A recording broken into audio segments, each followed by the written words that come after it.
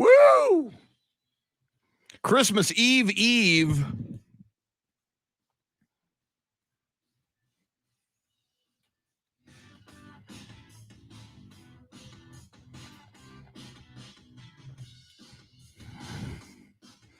One person in here. Welcome in first person on Christmas Eve.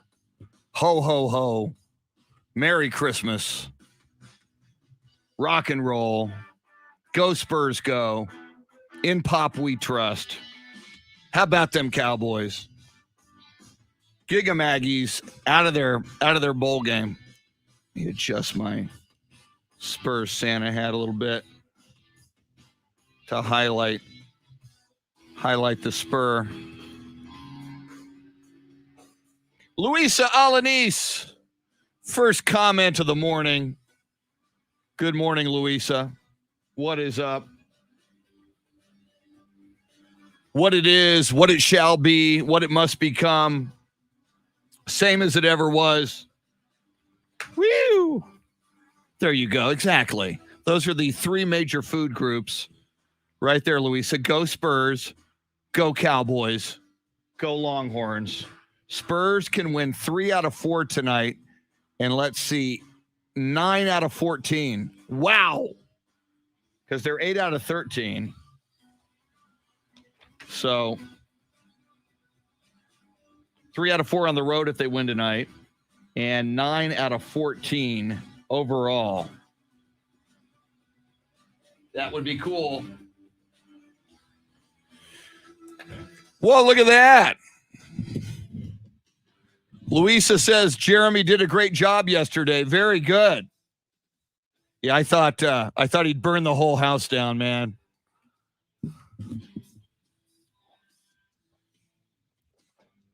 Good to hear, Luisa. Thank you. Shannon has begun her Christmas vacation. Must be nice. I got a triple today of sorts. I do the show in the morning. I got a remote at Twin Peaks. Work from 3 to 5. And then the Spurs game, a late night Spurs game against the Lakers tonight. Sam Tobias says, what is up? Day before Christmas Eve. All praise Thomas Wade Landry. Amen, Sam. Go Spurs, go. God bless America.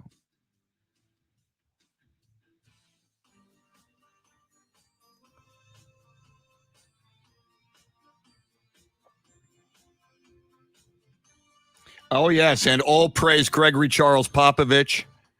Hashtag in pop we trust. Hashtag go Spurs go. Absolutely, sir. Final show before Christmas. We won't be here tomorrow on Christmas Eve. Hector Gomez, good morning. What up, Hector Gomez?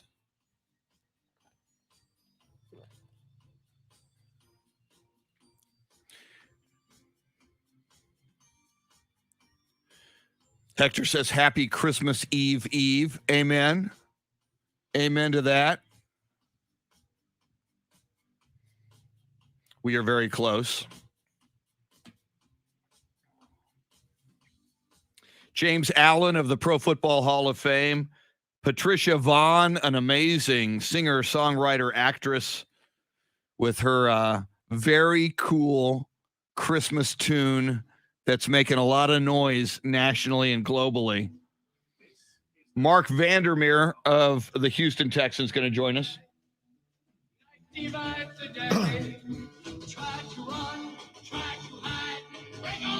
Drinking some unsweet iced tea.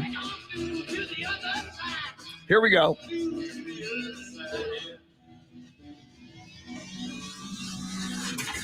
Now, Chris Duel.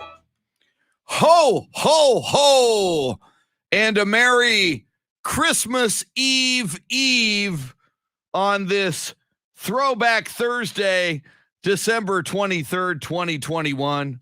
Welcome into the Chris Duel Show without Shannon Salty Sweeney, as she has begun her Christmas vacation. So we will miss Shannon today. And actually next week, she's got the whole Christmas holiday thing going on.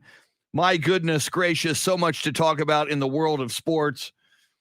Texas Aggies have to cancel their bowl game, and a very unlikely sub 500 replacement team about to be named, and will almost certainly be named this morning. We will get into that. Of course, we will talk NFL and Dallas Cowboys as God intended. We will talk more college football bowl games. I was not here yesterday, and from the get-go, I should say a big thank you to Coach A, Paul Alexander, who did this show, along with Jeremy KOLOK, who is our Soundscape stylist once again this morning. We'll say hi to him in a moment. And Shannon, Salty Sweeney, the three of them doing a bang-up job yesterday, as expected. Bill Schoening, tremendous conversation yesterday as well with Coach A, Paul Alexander.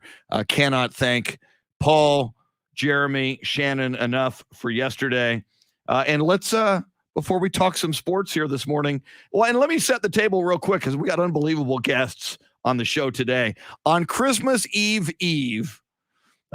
internationally acclaimed singer, songwriter, actor Patricia VONNE, who has a tremendous new Christmas album and a tremendous rocking Christmas tune we will play for you. Patricia going to join us at 7:40. What's cool about her and what's cool for this show is she is Austin-based, but a San Antonio native. So because we come out of both markets, AM 1300 The Zone in Austin and Ticket 760 in San Antonio, and it's Christmas Eve, and she's a rocker singing Christmas songs, she's like the perfect guest. So that's why we grabbed her. Patricia VONNE joining us at 7:40. 8:05, you know him, you love him. How many people do you know that have a taco named after them? I know of only one, and he is James Allen of the Pro Football Hall of Fame. At Fuego's, there is the James Allen Monster veggie, and I believe, is it a burrito or a taco? I think it's a taco. We'll clarify. And I am making plans. In fact, I've decided, and Jeremy, well, let me go ahead and, well, let me tell you the other guest, then we'll introduce Jeremy, and then I'll tell you my plan, my taco plan with James Allen. Mark Vandermeer, the voice of the Houston Texans, going to join us. Houston Texans on a roll. They're on a win streak. They won one. You win two. That's a streak. I'm optimistic. We love Mark Vandermeer. He's a great guest. He's going to join us in just a few. And now, without further ado, ladies and gentlemen, boys and girls, friends, Romans, countrymen, even non-Romans, he is back. The one, the only, the lovely and talented, the pride of Oklahoma State University, and personal friend of Mike the Mullet Gundy, the one and only Jeremy KOLOK. Jeremy, how are you today, man? Chris, I'm doing well, but it is really good to have you back in the room. Not that yesterday went bad or anything. Coach A was phenomenal. He's great at radio. He's great at just being a fun human to be around, even in the morning, and even if it's not his normal schedule. But it is good to see you in our little monitors across the hallway from me. It's good to have you back. This is the Chris Duel show after all. You are too kind. And I do, again, thanks to you for yesterday, all the work you did, Coach A, Paul Alexander, and Shannon Salty Sweeney, who now goes on an early Christmas vacation. See, Shannon's smart. We have an allotment of vacation days that we can take, and I tend to burn mine early in the year. So when Christmas week and the week before New Year's rolls around, I got nothing. Left as far as vacation days. So I am here, but I'm very glad you're here because we got lots to talk about, sir. Yes, we do. And it's kind of, lots of people at home right now are probably enjoying their time off, but it's kind of a fun vibe on the Christmas week. Like, doesn't it feel a little bit like it's like, I don't know, like substitute teacher day at school or something? Does. Like there's just, there's more of a festive feeling to it, and, a little bit of an easy feeling. It's not all bad. I'm glad to be here this morning. It's almost like when you were in high school and you were a senior late in the year, senioritis. Yeah. It's like, I got to go to school. I'm doing it just because, but I'm going to have fun no matter what. Yeah, no, you're I'm in a not good going to be mood, bro. hardcore. I'm just Right. having fun. Yeah.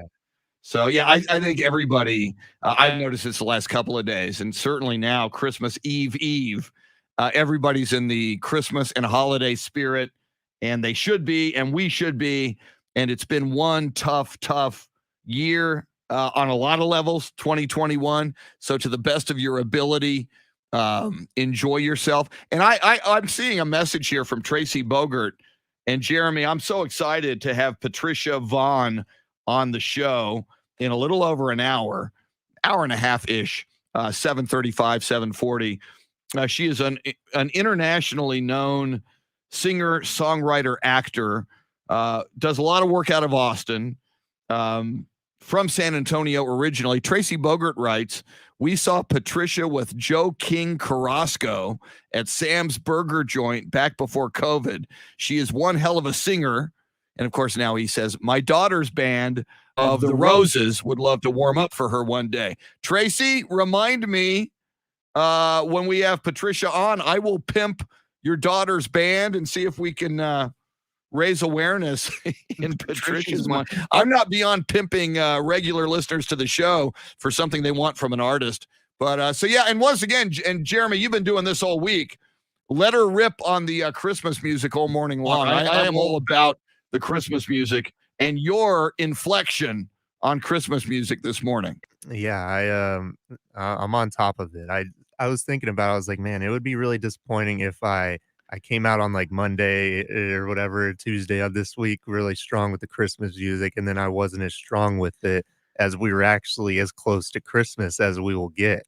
Exactly. You raised the bar on yourself. Yeah, I'll be on top of it. Now you got to live up to it. And especially, I mean, now with an actual big time singer, right, Patricia VONNE joining us. I mean, right. You got to, I mean, if she listens and goes, man, who the hell's playing the music? Then, then I gotta impress her if it comes down to, at the very least, I don't want her to notice it like in a bad way. Like, yeah. What the hell is he playing here, man? Who is that guy? Who's starting the mornings out with these people? Exactly. One of the things we're going to talk about, Jeremy, there's so many developments in sports over the last 24 hours.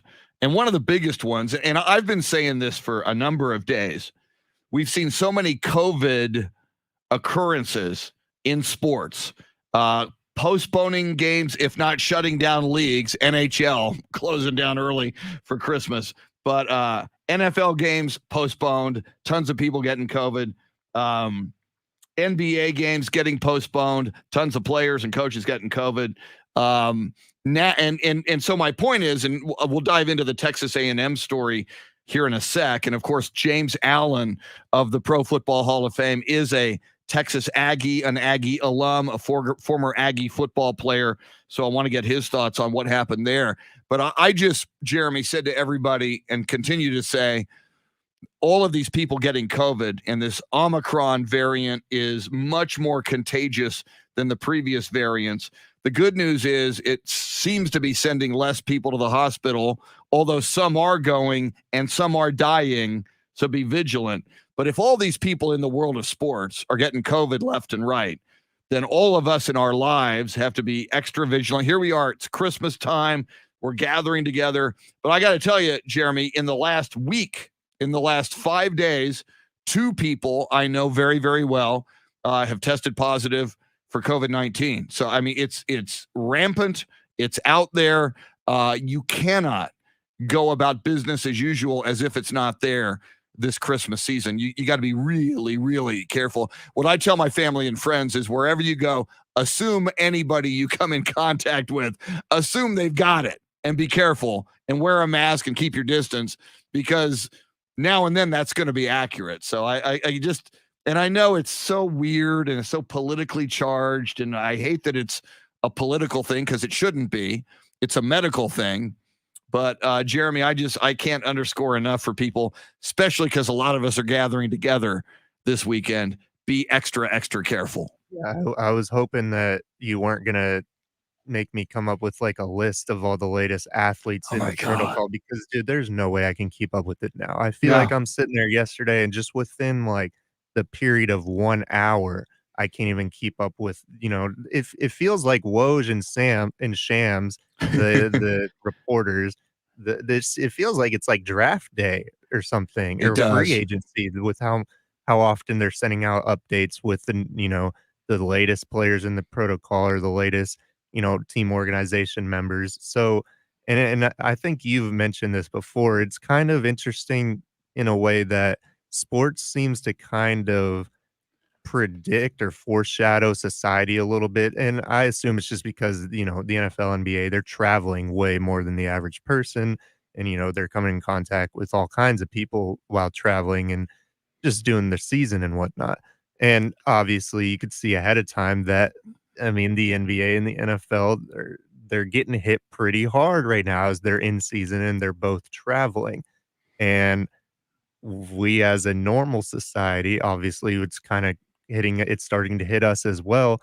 But like you mentioned, we're in the holiday season and people are going to travel now way Yeah. more than they would any other time of year, it's concerning to say the least. You make a huge point, Jeremy, about sports foreshadowing the rest of our lives. I mean, I'll never forget, and I was on the air that night with a Spurs game, the night, Rudy Gobert of the Utah Jazz came down with COVID, and really quickly the dominoes fell, and there was a Dallas Mavericks game that was canceled. And it was, we knew there was COVID. We knew it was spreading. We knew it was a problem, but it wasn't until that night in March of 2020 when the NBA shut down, that is what made it real. For so many of us went, whoa, we're in and then, I mean, in very short order. So it was sports, as you say, it foreshadowed the rest of our lives in very short order. Businesses started either shutting down or having employees work from home, and our lives, beginning in America in March of 2020, completely changed. So, we don't want to belabor the COVID thing here, but it's real. It's affecting our lives, and it's affecting sports. And we're a sports talk show. So, given that, Jeremy, the huge story yesterday, and we're going to get into it with James Allen, Texas A&M had to pull out of the Gator Bowl against Wake Forest because it's got a COVID outbreak on its team. Now, a couple of things. Number one, Rutgers is expected to replace the Aggies against Wake Forest today. That is supposed to become official. Rutgers is 5-7. Okay, that's a story unto itself, Jeremy. But a bigger story is A&M was knocking on the door of the college football playoff all season long. They were a contender. We've got 4 teams in the college football playoff. They had to convene yesterday, the NCAA, and come up with rules.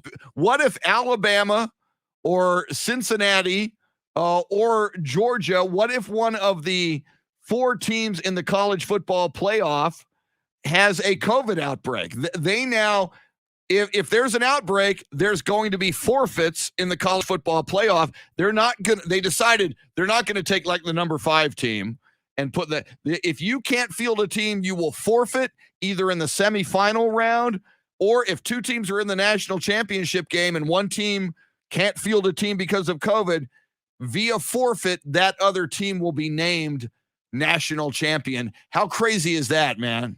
It's insane. And the report that you're mentioning, it's something that I wouldn't even thought of, or if I did think of it, I probably would have been a little frustrated and angry about the idea, just from a sports fan perspective, obviously.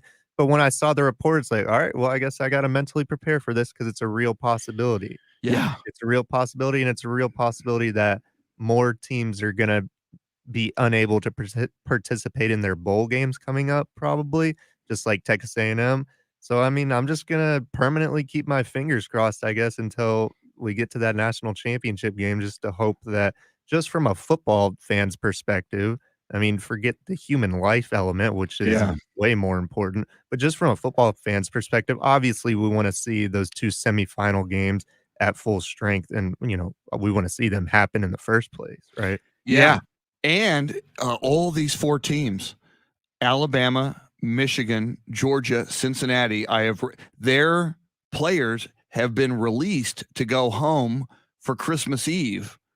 And all of their players, after going home for Christmas Eve, are going to come back and get ready for the college football playoff. What could possibly go wrong, Jeremy? All of these players fanning out across the country to gather in living rooms indoors in the winter with all kinds of relatives. I assure you, based on the math, some of these players are going to come back with COVID. I absolutely assure you. I'm a little surprised that the 4 playoff teams didn't say, hey, we love you.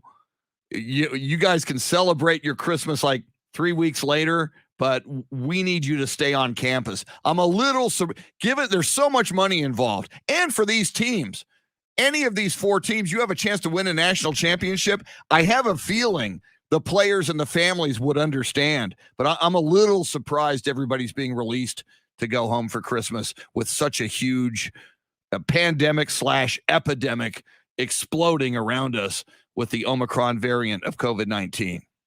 Yeah, it's I almost think it, I mean, obviously I don't know this, but when I was in college, I remember there were certain times a year where legally, like, the university had to send people home or off campus. Yeah. At least for a few weeks or whatever. And now, to go against that, the university can bend any kind of rules it wants when it comes to their student athletes. I mean, they will take care of their student athletes, right?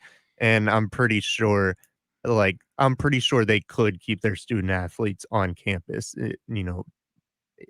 as opposed to making them leave for 2 weeks or whatever they're required to do.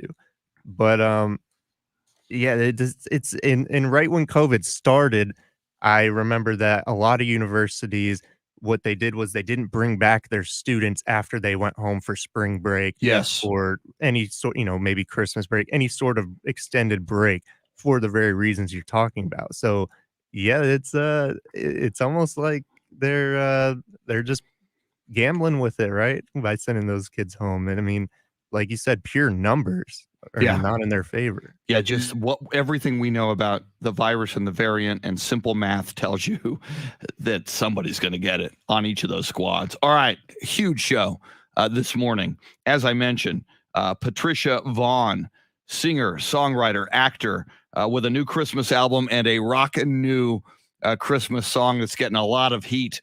We'll play it for you. We'll talk music and everything Christmas and music and acting with Patricia VONNE at 7:35. James Allen of the Pro Football Hall of Fame at 8:05. Mark Vandermeer, the voice of the Houston Texans, at 8:35. You are welcome to join us on the live video feed. We're streaming live video on Ticket 760 and AM 1300 The Zone's Facebook and Twitter pages. You can also dial us up. We take phone calls. Yes, we do. 800-707-9760. We're talking NFL. We're talking college bowl season. We're talking NBA. We're talking college hoops. We're talking Christmas. We're talking rock and roll Christmas. Don't go anywhere. Shannon, Salty, Sweeney on Christmas vacation. Jeremy KOLOK making the show go. I'm Chris. Thanks for hanging out with us till 9 on the Chris Duel Show. Woo! Woo! Ho, ho, ho! Ho, ho, ho! All right.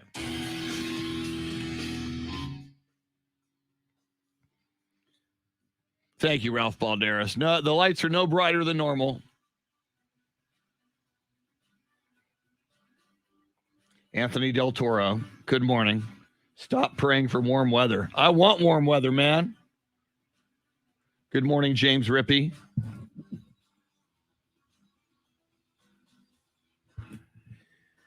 John Williams, I think you know the answer to this question. Why can't the NCAA cancel the bowl games rather than forfeit? Money, money, money, money. John Williams, everybody, their TV revenue, local revenue, tourism revenue, hotel, motel, everybody wants to make their money. So in the case of the Gator Bowl, they're going to go grab Rutgers for the money. Okay, I need to find. I am so behind on everything.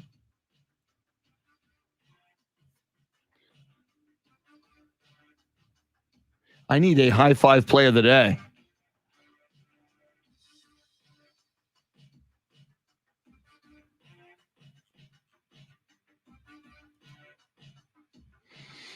So I'm looking. Is today Festivus? Today is Happy Festivus.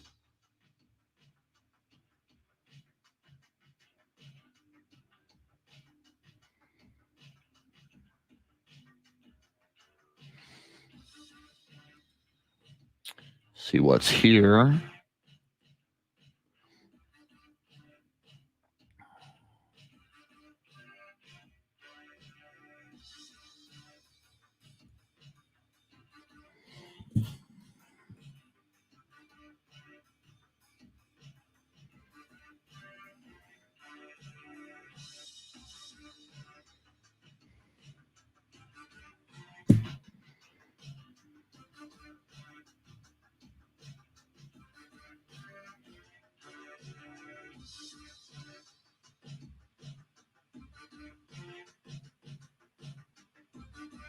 All right, I got it then.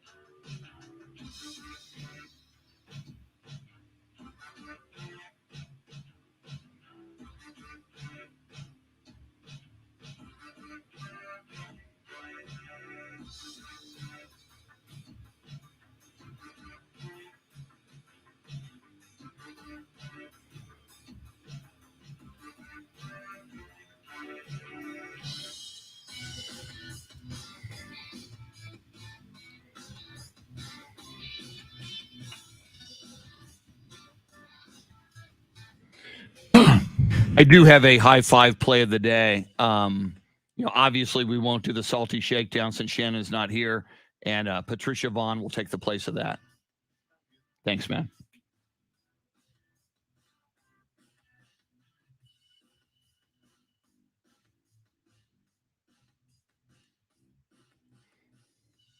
Don Holding, what is up?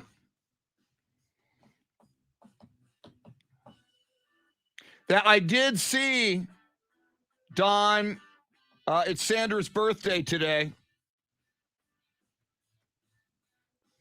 We will give her a shout out on the radio when we return. I mean, I give Sandra a shout out now, but when we come on the radio, then we're like blasting into the airwaves out of AM 1300, The Zone in Austin, and Ticket 760 in San Antonio. So let me check something here.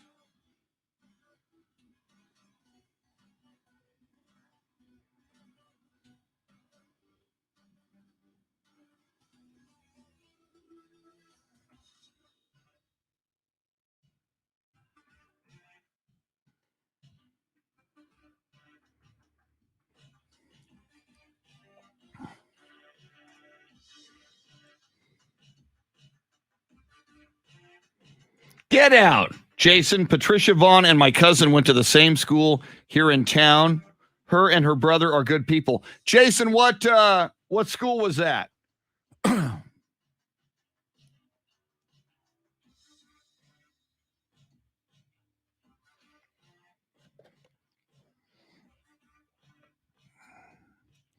Don, probably, Don's asking me a question. First of all, you shouldn't get me a care package. Secondly, it's very kind of you. Thank you.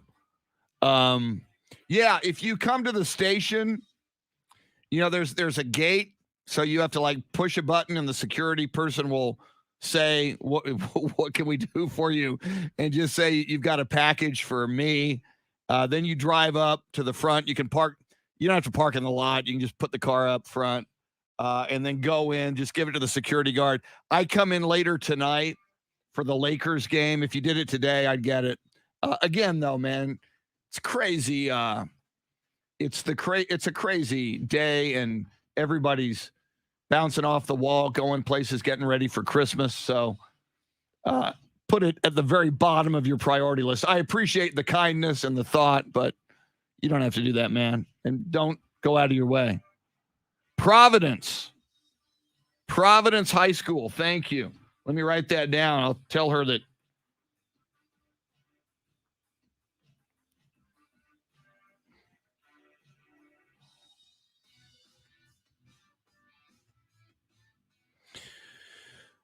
Tracy Bogert, no offense to Rutgers, but couldn't have found somebody with a little bit of a better record. See, the problem, Tracy, is everybody with a better record is in a bowl game. If you've won 6 games, you're in a bowl game. So that's why they couldn't find anybody with a better record.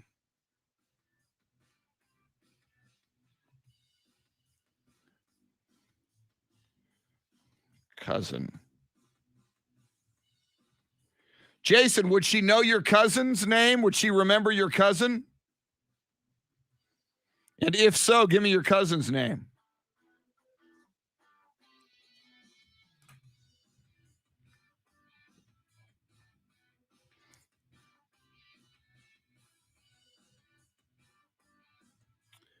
Let's see here. What else did I had something here that I wanted to pull up on Facebook. I forgot what it was.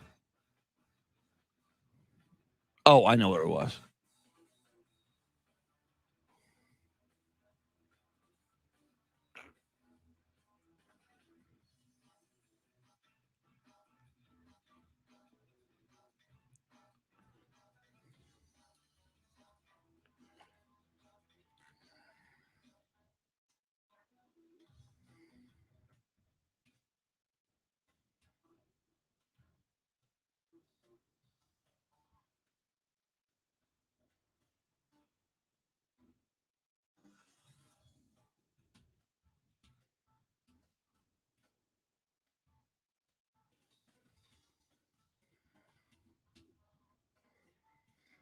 All right, Hoss. Going to give Sandra a birthday shout out here.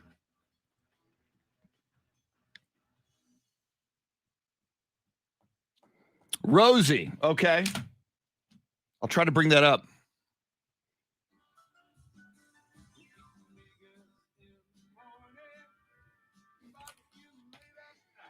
We're back. It's the Chris Duel Show with Shannon, Salty, Sweeney. Join in by dialing 1-800-707-9760. Shannon, keep it straight between the lines. No matter who you drop, Texas, you're always welcome home for Christmas in Texas. Nice. Little country flavor for you. Submitted for your approval by Soundscape Stylist Jeremy KOLOK on our special Christmas Eve show, Chris Duel Show with Shannon, Salty, Sweeney. Shannon already on Christmas vacation. Ho, ho, ho. Jeremy and I holding down the fort to the best of our ability. Speaking of Christmas music, the fabulous Patricia Vaughn, singer, songwriter, actor with a brand new Christmas album that's getting a lot of acclaim. And one of the songs on that Christmas album that's getting a lot of attention, especially from some big time names in the music industry. We're going to bring Patricia on the show a little bit after 7:35. So like an hour from now, less than an hour from now, then we're going to play you her new hit Christmas tune. It's brand new. So we'll get you in the Christmas spirit with Patricia VONNE coming up. I'm seeing people on Facebook Live telling me they have relatives who went to high school with Patricia in San Antonio. So she's pretty much Austin-based now, is my understanding. We'll learn everything about her that we don't know coming up in about an hour, a little less than an hour. 8:05, James Allen of the Pro Football Hall of Fame, among other things, his beloved alma mater, Texas A&M, knocked out of its college bowl game, the Gator Bowl against Wake Forest due to COVID. Mark Vandermeer, the voice of the Houston Texans, at 8:35. Before we do a high five play of the day, a birthday shout out on this December 23rd, Christmas Eve, a birthday shout out to Sandy/Sandra Holding, the wife of one of our great friends and great friend of the show, professional wrestler Hoss Holding, a.k.a. Don Holding. And Jeremy, you know how I know that Sandra is married? And happy birthday, Sandra. This is your birthday shout out on the radio out of Austin and San Antonio. Happy birthday, Sandra. There you go. Happy birthday, Sandra, from Jeremy. You know how I know she's married to Hoss Holding, the wrestler? How'd you know? I know that because I married them. Oh. I performed. They invited me to perform the ceremony, which I did that. That's why I wasn't here yesterday. I performed. For whatever the reason, some of these couples decide they want me to officiate their wedding, which I am happy to do. It's a cool thing. But here's what sucks, and I'm not proud of this. This has happened to me a number of times. I've done about 10 of these, Jeremy. And oh, by the way, I have a perfect. The divorce rate in America is about 50%. The divorce rate when I perform the ceremony is 0. All these couples are still together. Oh, that is wonderful. But now here's what sucks. What? It happened to me in Fredericksburg. I'm doing the wedding ceremony, and I'm seeing people in the audience getting misty-eyed, and I'm looking. There was like this moment. It was Matt and Flannery getting married. Matt and Flannery McCoy. Now they are married, and I look and I see him get just a tad emotional, and I see her like grab his hand a little tighter and look into his eyes, and I look. My voice cracked, and I got a little choked up. It's like, there's no crying in officiating weddings. The officiant is not supposed to cry. So I need to retire. I'm too emotional. This has happened to me more than, and every time I say, okay, damn it, I'm going to make it through no crying. I'm going to make it. And I didn't make it. You would think I'd figure this out, Jeremy, but I have not. Hey, man, apparently Chris Duel is human, too. Just like the rest of us. A little too human. Come on. So anyway, Sandra, happy birthday from me, from Jeremy, from everybody at Ticket 760 and AM 1300, The Zone. And everybody listening right now, I'm sure, says happy birthday. If it is your birthday as well, a happy birthday. We'll be doing sports birthdays and sports history in a little bit. But right now, we do it every morning at this time because it's the right thing to do. Who deserves a high five in the world of sports and occasionally outside the world of sports? It is time for our high five play of the day, appropriately sponsored by High Five. 2 locations in the Austin area. They got everything you're looking for. Big screen TVs all over the place, so you can watch any sports your heart desires. They got great food. They got great drinks, food specials, drink specials. There are times when it's kid-friendly, a lot of the time, but there's also other times when it's adult-friendly, which I prefer, but that's just me.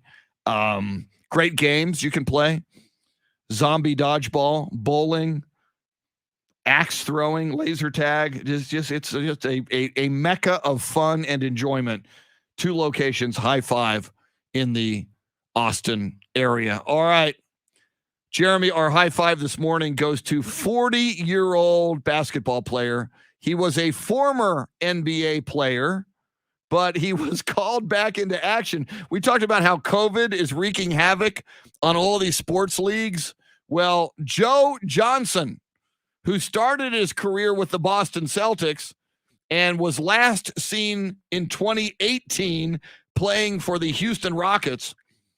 In Joe Johnson's career, he played for the Celtics, the Suns, the Hawks, the Nets, the Heat, the Jazz, and he finished his career in 2018 with the Houston Rockets.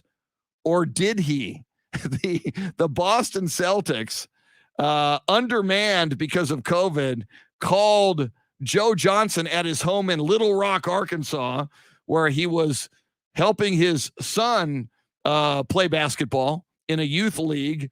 And that Ime Udoka, former Spurs coach, now coach of the Boston Celtics, said, we need bodies on our roster. Can you play? And Joe Johnson said yes. Joe Johnson got in the game in the final minutes. He's 40 years old. He hasn't played since 2018. He got into the game in the final minutes, scored the final points for the Boston Celtics last night in their 111-101 win over the Cleveland Cavaliers. The crowd went wild, obviously. For Joe Johnson, it had been 19 years and 308 days since his last game in a Celtics uniform. As I mentioned, he was originally drafted by the Boston Celtics and brought back. That is a record. The previous longest span for a player in between two teams was a player named James Edwards, who played for the Lakers twice, and there was 14 years and 331 days in between that span.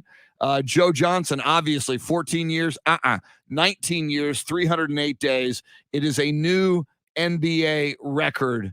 And Joe Johnson always dreamed of maybe getting back into the league at age 40, and it is a dream come true. Now at age 40, he is currently now the second oldest NBA player. The Miami Heat's Udonis Haslem is a few days older than Joe Johnson. And oh, by the way, now, Jeremy, Joe Johnson is currently the only player in the NBA who has played against Michael Jordan in the NBA. That's how old that dude is. He played against Michael Jordan in the NBA. So a high five to old man Joe Johnson coming back to the NBA, scoring a bucket last night to close out the scoring for the Boston Celtics. How cool is that, Jeremy? Oh, I think it's awesome. It's ISO Joe. Man. ISO Joe, yes. Yeah, and something I think it's that I actually saw that picture. Somebody posted it as our bed runs out there. Someone posted a picture of him guarding Michael Jordan when he was first on, when ISO Joe was first on the Celtics the first time, and then posted the picture last night. And I could not stop looking at the two pictures beside each other, like just kind of looking at the differences in the NBA uniform, kind of the background, like the arena setup, you know what I mean? Just kind of the architecture, the structure of it. And like the bagginess of the shorts that MJ and are wearing compared to, last night he's wearing he has a sponsor on his jersey. Like that was unheard of, 19 years ago. So I think it's awesome. And the first thing I also thought about was, I don't know if Joe Johnson is a Hall of Famer, but if he does end up being one, he just delayed his when he's eligible to finally 5 years, right? It's 5 years removed. And what was he? I don't remember what you said, like 2 or 3 years out of the league. Yeah, 2018. So he was 3 out. And you know what? You bring up a great point. Is he a Hall of Famer? Check this out. He was a 7-time NBA All-Star. I mean, he wasn't some, scrub. A 7-time NBA All-Star. He made the All-Rookie team as a rookie. He played at Arkansas when he was drafted. Where was he drafted? He was the 10th overall pick, first-round draft pick by the Celtics in 2001, 20 years ago, 10th overall pick. And you make a huge point as a 7-time NBA All-Star, I think, and especially now, Hall of Fame. Oh, and by the way, speaking of Hall of Fame, we need to get into this. We found out yesterday, Manu Ginobili and Becky Hammon are nominees for the Naismith Memorial Basketball Hall of Fame. How do you not elect Manu Ginobili and Becky Hammon on the first ballot. I strongly feel and believe both of them will be on the first ballot of the Naismith Memorial Basketball Hall of Fame. But to your point, Jeremy, I mean, Hall of Fame by definition, yes, it is what you did on the floor. In Joe Johnson's case, 7-time NBA All-Star, but it's also, was there fame attached to what you did? Is there something that's like Drew Pearson? People look at Drew Pearson's numbers for the Pro Football Hall of Fame. They go, I don't know. I'm just like, wait a minute. This guy caught the Hail Mary pass. This guy always made big plays. This was the go-to guy of Roger Staubach. That all added to the fame and Hall of Fame-ness of Drew Pearson. I would say, Jeremy, just the fact that Joe Johnson did this at the age of 40, after being out of the game for 3 years plus, to come back and contribute to the Boston Celtics during the COVID era, I think this helps his case for the Basketball Hall of Fame. Well, I mean, he's shooting 100% for the season from the field this season. True. So, I mean, that is definitely on pace to get him into the Hall of Fame. But no, it's amazing. He doesn't even look 40, to be honest. He looks like, and I know he was playing like Big Three basketball and other. I'm pretty sure he was staying, competitive and continually playing professional basketball, at least basketball at a high level. But awesome high five today. I'm very happy to hear this, because I felt like a little kid again watching ISO Joe last night, Joe Johnson. It's because there was like almost a decade, it feels like, of my childhood where he was a really, really good player for the Atlanta Hawks. Which begs the question, and of course, God forbid we don't want, and the Spurs are fully vaccinated. There's no expectation of any COVID outbreak on the Spurs. However, you got to wonder, Jeremy, if the Spurs needed some veteran retired guys to come back. I know a guy named Tony Parker. I know a guy named Manu Ginobili. And I know of a big guy named Tim Duncan who lives in town. How crazy would it be if the Spurs said, Tim, we need 10 minutes, man. We need a good, solid 10 minutes out of you. That would be so cool. Oh, that would be awesome. That's I mean, dude, the thing of it, what if you had Dirk Nowitzki out there or someone on these Christmas Day games instead of, hey, or how about this? Somebody who's already on the bench. You need a little point guard? Becky Hammon. Why don't we make a little history? Yeah. Why don't we put the first woman in the NBA? Bring Becky Hammon out of retirement. Give us 10 minutes at point guard, Becky. Come on. She can ball, man. She can. Make a little history, Pop. I'm just saying. They've already made history with Becky Hammon, and I think some more history is coming down the pike someday soon. All right. Big 7 o'clock hour coming up, including singer, songwriter, actor Patricia VONNE just after 7:35. Don't go anywhere. Lots of Christmas Eve coming at you on the Chris Duel Show.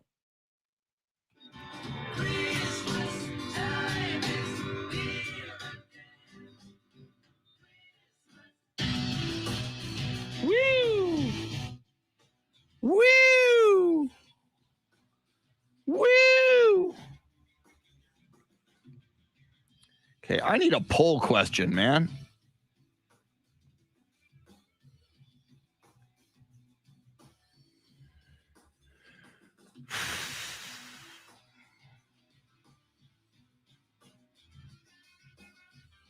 Wow, we got Thursday night football tonight. God, the football just keeps on coming. Okay, I think I'm going to do that one.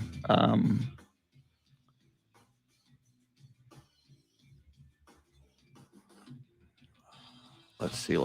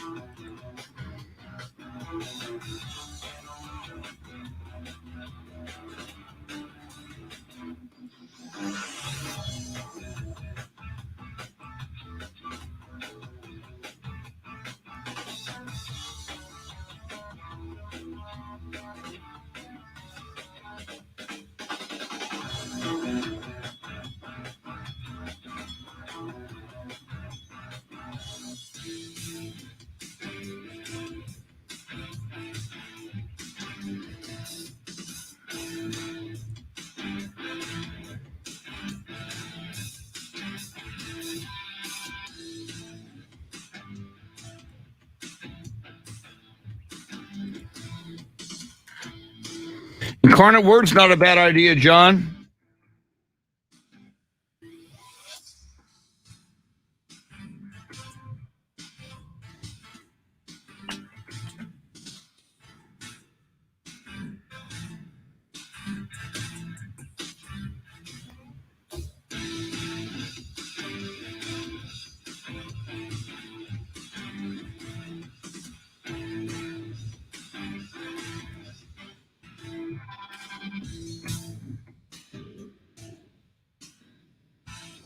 I'm going to go grab some more ice. Thank you, John Williams, for the music.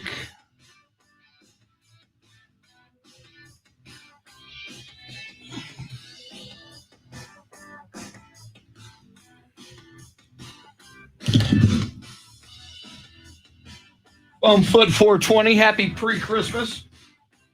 Be back in a sec.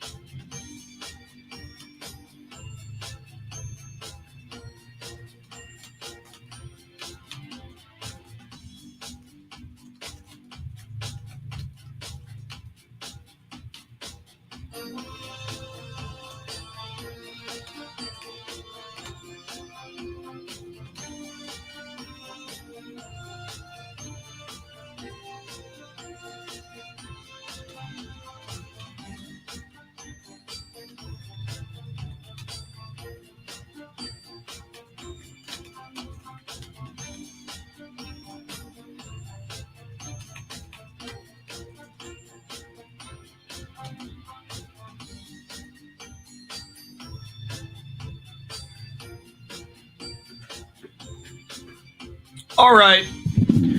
Lucinda Sullivan with the coffee emoji. I'm not doing coffee. I am doing, don't be fooled. That's an old Whataburger cup. I just like the straw. So I pour ice and Gold Peak tea.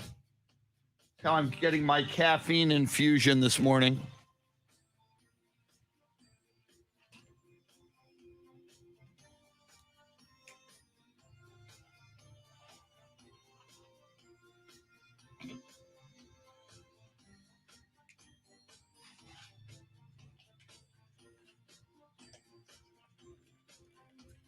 All right.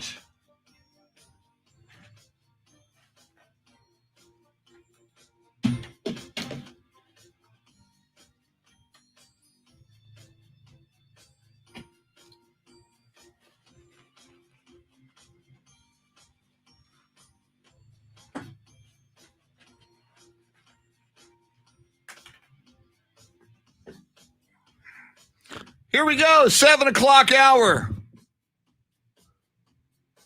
Well, look at you. Foamfoot 420, this is the last day of the work year for me. See you, Shannon, all you slackers, getting the rest of the year off. Some of us have to work. I got a triple today. This is the Chris Duel Show. But I'll get over it. Woo!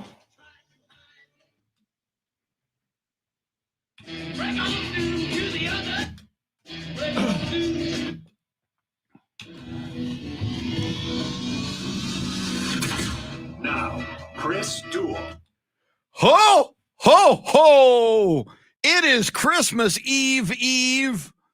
We are celebrating sports, that which is left to be played, as a lot of it is being wrecked up by COVID, but still lots going on. We're talking about it. It's the Chris Duel Show with Shannon Salty Sweeney, she has begun her Christmas vacation already. So good for her. Hope she's having a good Thursday, December 23rd, Christmas Eve. I'm Chris Duel, along with the lovely and talented Jeremy KOLOK, your Soundscape stylist, the pride of Oklahoma State University. Got a big 7 o'clock hour for you, and then a big 8 o'clock hour for you. The big highlight of this 7 o'clock hour coming up just after 7:35.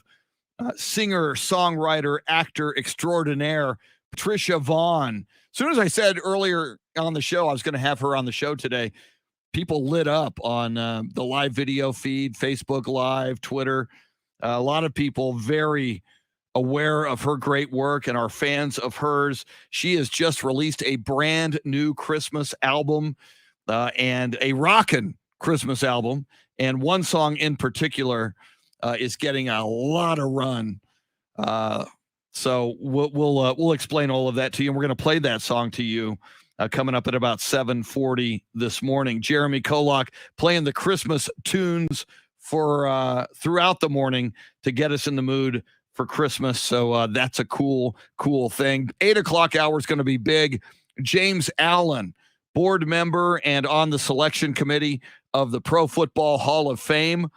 We'll talk all things football with James, as we always do. We'll talk all things tacos with James, as he's the only guy I know with a taco named after him. That is at Fuego's Tacos. So there is that. And he is a Texas Aggie. He's an Aggie alum, but we still like him. He's very kind to the Longhorns and to other schools. But Texas A&M, big news, as they have had to pull out of their Gator Bowl appearance with Wake Forest. That has all kinds of implications, not only for that game, but for the college football playoff. Jeremy and I talked about that, and we'll talk about it more coming up, and we'll talk about it with James Allen. So we look forward to James. James going to join us at about 8:05, 8:35. The voice of the Houston Texans, Mark Vandermeer. Houston Texans, they beat those Jacksonville Jaguars on the road last week. Can they make it 2 in a row? as the Houston Texans take on the LA Chargers this weekend. We'll get into that and all things NFL football with Mark Vandermeer coming up. Speaking of teams on streaks, Jeremy, the San Antonio Spurs in action tonight against the Los Angeles Lakers. 2 nights ago, they beat the Clippers in Los Angeles at Staples Center. If the Spurs can win tonight, they will go 3 out of 4 on this road trip. 3-1 on the road trip. They would go to 9 out of their last 14 overall. I've been saying this all year. This team is a lot better than people think they are. It is Greg Popovich's youngest team ever. And they, with young teams and new faces come some issues. And one of the big issues early in the season was closing out games and finding a way to win at the end. In most of the Spurs games this year, they've played for all 4 quarters. They've played hard. They've been in these games. They've been in striking distance in the 4th quarter. Sometimes they've been up in the 4th quarter, but the other team found a way to win. But over this 14-game stretch, and I'm including tonight's game against the Lakers, the Spurs won at Golden State. Oh, by the way, best record in the NBA. They won on their floor. They won at Utah. Oh, by the way, 3rd best record in the NBA. They lost by 4 twice to the Phoenix Suns, once in Phoenix, once in San Antonio. Oh, by the way, 2nd best record in the NBA. And they just beat the Clippers at Staples Center, which isn't easy to do. Even though Kawhi Leonard is out of the lineup for now, for the Clippers, they got Paul George, they got a lot of firepower, and they were in their house at Staples Center. And Jeremy, I believe after that Clipper game, which I think, let's see, let me get this straight. The Clipper game was on Monday night. So they have had 2 days off in LA, even though it's a road game at Staples Center tonight against the Lakers. Spurs didn't have to go travel. I mean, they played at Staples Center Monday night. They had Tuesday off in LA to do what they would do, enjoy LA. They had yesterday off in LA. So they now they play again. I got a feeling, Jeremy, there's a big this isn't like another road game where it's like, all right, we play in LA. Now we got to get on the plane and go to Milwaukee or wherever. Yes, it is a road game. Yes, it is against LeBron James. But Spurs have been in town for a while, and they just won on that floor. I got a good feeling about tonight's game. Oh, I did too. And when we had Bill Schoening on yesterday, the great Bill Schoening, he was wonderful, by the way. I actually, because of what I envisioned, like you said, the Spurs have been in LA for 2 days since they beat the Clippers. They've just been waiting around. They even got to watch the Lakers lose to the Phoenix Suns last night. So even the Lakers have played, or not last night, but 2 nights ago. I mean, but Okay. so the Lakers have played since the Spurs have played, even though the Spurs are. So I was like, I asked Bill, I said, Bill, obviously you're not there, but I just kind of picture the Spurs sitting in LA chomping at the bit, just looking at this Lakers team, which we could spend an hour talking about their struggles. And they're looking at Anthony Davis is out for likely 4 weeks with another injury. Whoa. LeBron tweaked his ankle pretty bad against that last game I mentioned against the Suns. So I don't even know if LeBron's going to play in this game against the Spurs. And it would be because he would want to play in that Christmas Day game where there's going to be more eyes on him. And, you know, the optics of getting destroyed by the Brooklyn Nets wouldn't be probably what he's going for. But I don't even know if LeBron's going to play in this game. So when you're the Spurs, you're looking at not only a Lakers team that's struggling, but they haven't been at full strength all year, and they're dealing with it now again. But Bill reminded me, he said, Jeremy, don't let the Spurs team fool you, though, because I was thinking the same thing going into that last Kings game, the last Spurs versus Sacramento Kings game, where the Kings were also missing a lot of players. Obviously, They're not missing LeBron James and Anthony Davis. They were missing De'Aaron Fox and a number of other players. And they still beat the Spurs, who were, for the most part, they had most of their team. I think they were only missing Doug McDermott. Yes. All excellent points. But this is pretty big. Well, let me back up for a moment. And maybe Bill brought this up with you and Paul Alexander yesterday. Bill had a post-game interview a couple of nights ago. It was before the the win over the Clippers. It was right before the Sacramento win. They had beaten Utah. That's when it was. They had beaten Utah on the road at Utah to start this road trip. And Spurs assistant coach Becky Hammon, who just yesterday was made a nominee along with Manu Ginobili for the Naismith Memorial Basketball Hall of Fame. We talked about that. We should talk more about that, and we will. But Spurs assistant coach Becky Hammon said one of the big problems the Spurs have had this season is handling success.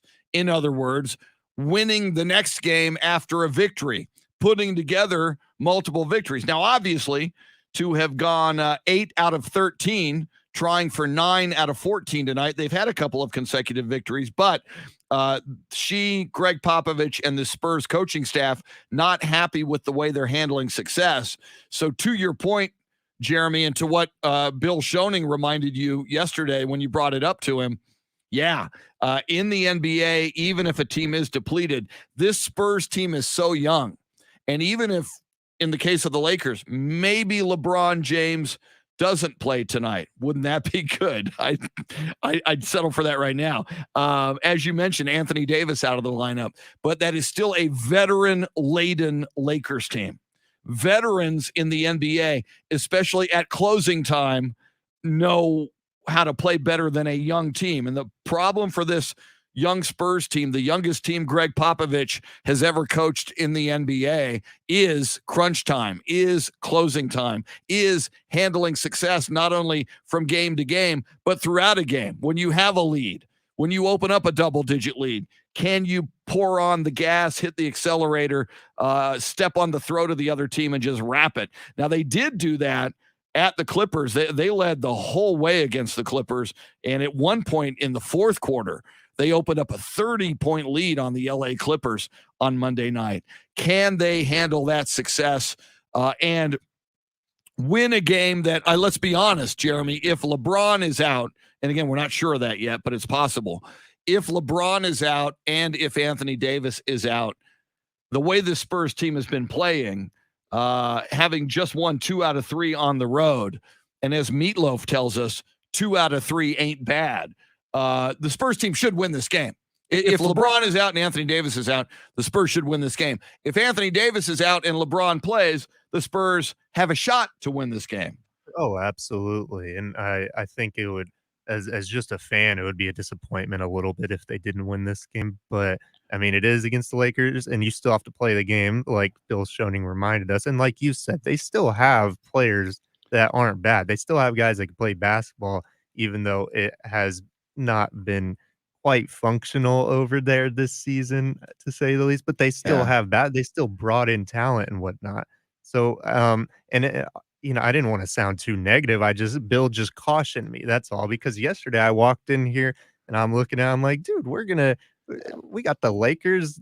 They're all beat up and they've played since we've played as the Spurs. The Spurs haven't even played since the Lakers played. But then Bill was like, oh, hold your horses. Still got to play the game. Yeah. But I just feel like when it is becoming more and more by the day, more and more of a privilege, it feels like, to watch DeJounte Murray not only just play basketball, but progress each time he plays, get better every time, it seems like. Huge point. Yes, this is DeJounte Murray's best year ever.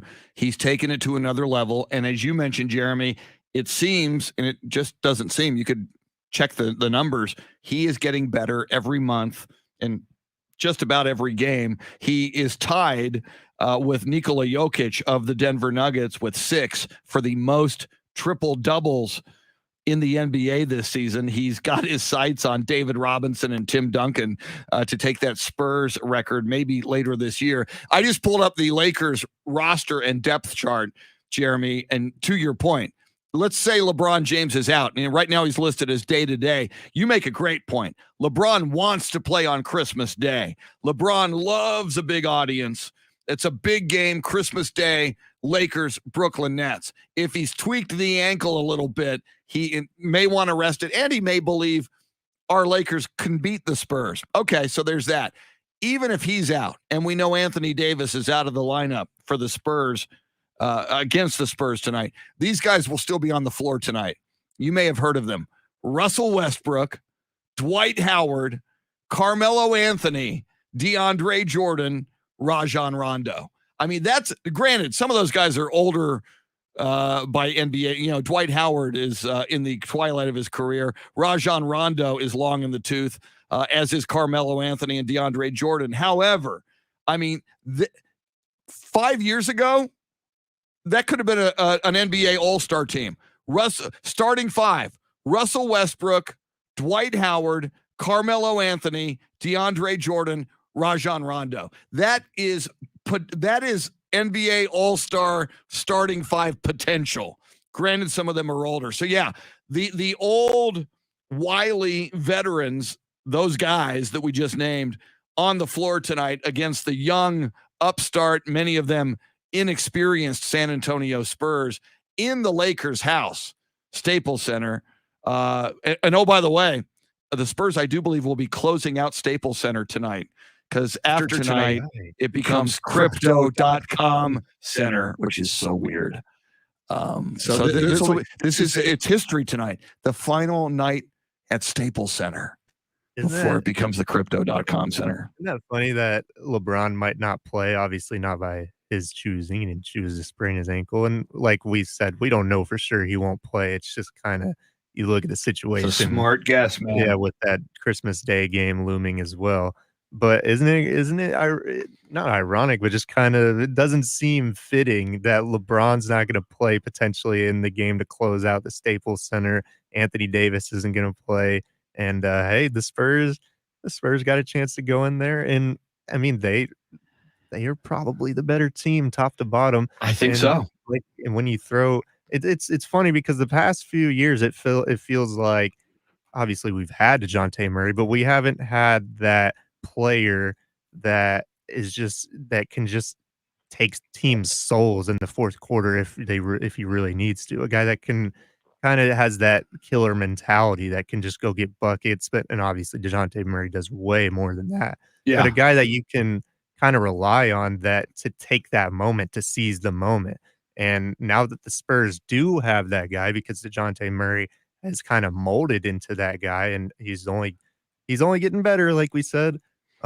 It honestly gives me a little bit more confidence going into these types of games, and going into games where maybe they're a little bit of a toss up, or maybe it's not a given that the Spurs win without them playing to the best of their abilities as a team or shooting well. But when you do have that guy who is kind of that X factor, and with DeJounte Murray, he's an X factor in all phases of the game. I mean, defensively, passing, rebounding, and scoring. But when you have that guy that can really make a difference, it gives me that extra confidence that the Spurs can squeeze out some tougher games, some closer games, or some games against some better teams that they might not have in previous years. Speaking of Spurs, I do want to mention this. We are giving away. I'm going to do a remote broadcast this afternoon at Twin Peaks in San Antonio, the Park North location, and we're giving away a Spurs prize package. So we're going to sign people up there. So somebody's going to win it. We're going to sign people up to win this prize package. It's a pair of Spurs tickets and merchandise, and I'm reading. There's 3 pairs of tickets you can win. 2 are lower level tickets to see Phoenix plus merchandise. The Phoenix game on January 17th.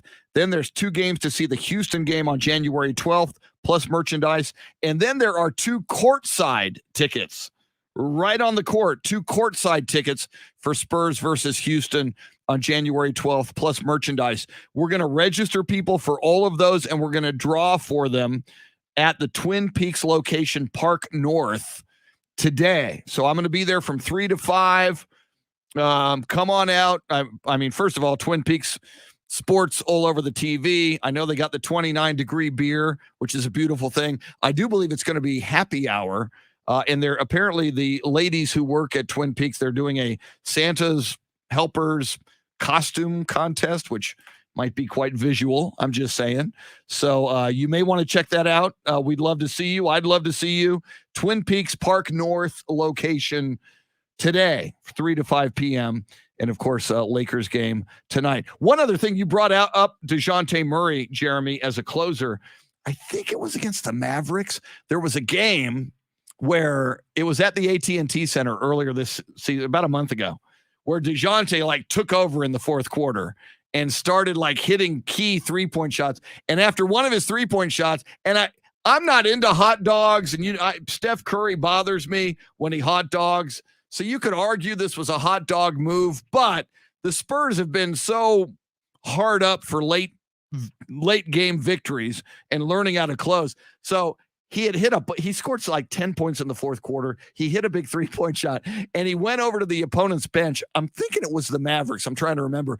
And he started pointing to the exits, and he said, "You guys go home. You guys go." It was like, boom, I hit it. I did it. You guys can go home now. We're done. We win. Adios, amigos. It was a cool moment for DeJounte Murray. And you're seeing him in front of your very eyes. And he said this like 2 years ago. He said, "I want to be the leader of this team." And when he said it, I thought, dude, I mean, they still had, DeMar DeRozan on the team. They had Patty Mills on the team. They had Rudy Gay on the team. They had LaMarcus Aldridge on the team. And DeJounte said, I want to be the leader of this team. I want this to be my team. And I thought, okay, that's audacious. But, now it makes total sense. So, and again, I always talk about life lessons in sports that we can apply in our lives. You've got to see it. You've got to believe it. He spoke it into existence. He said it 2 years ago. He said, I want to be the leader of this team. I want this to be my team. For all of us in life, if you want something, man, you got to believe it.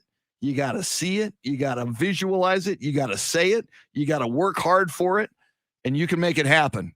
And DeJounte Murray is making it happen for the San Antonio Spurs. Somebody else who is making it happen in the music business and as an actor, PATRICIA VONNE, does a lot of work out of Austin, but she's originally from San Antonio, which is so cool. Still performs in San Antonio now and then. She has a brand new Christmas album that is absolutely spectacular. And one song in particular, they're all great, but one of them's getting a lot of heat and a lot of recognition on some big time global platforms. We'll tell you who that is, who's raving about it, and we'll play the song for you. PATRICIA VONNE going to join us in the next segment. We'll bring you this day in sports history, sports birthdays, and more. Jeremy KOLOK is your Soundscape stylist. Shannon Salty Sweeney on Christmas vacation. Thanks for hanging out with us. I'm Chris. We are with you till 9 on the Chris Duel Show. Santa Claus is coming. Woo! Okay, Tracy, give me the is the band called The Roses?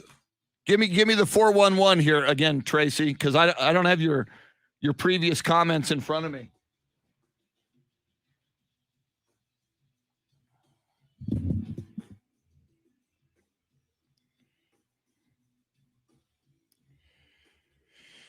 All right.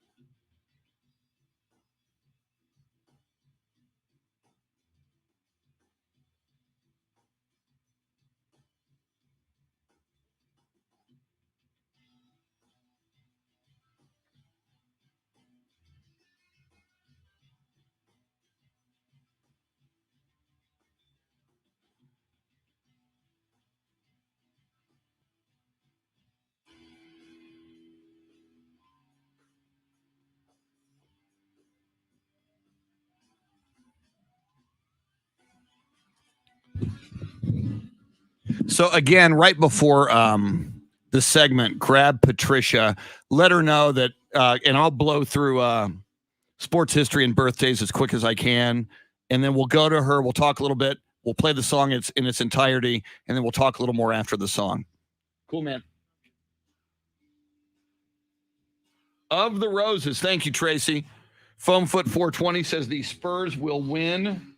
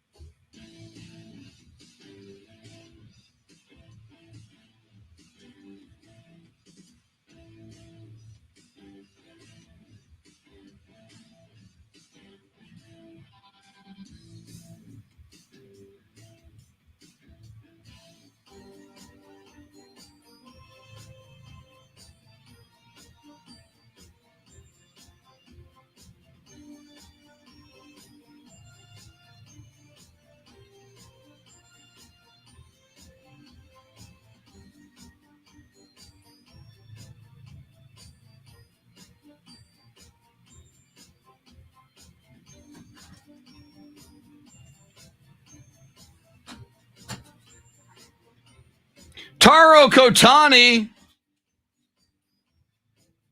What is up, Taro?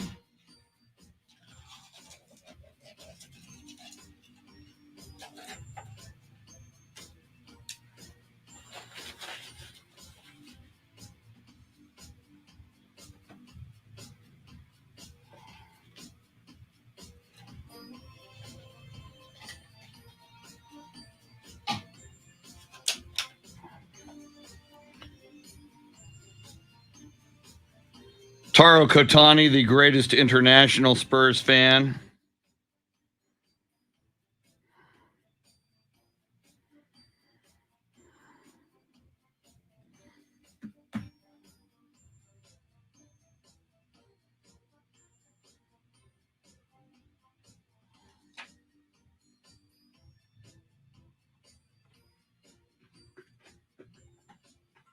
All right.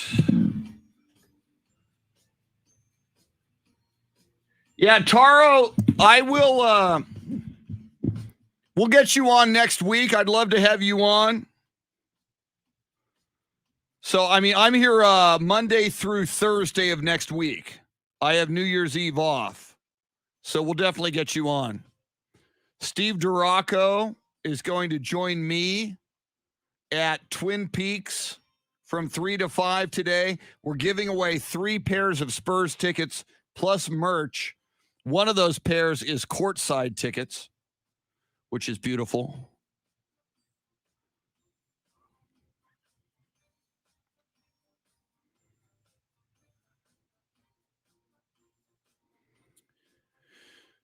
Let me pull up my Patricia VONNE info.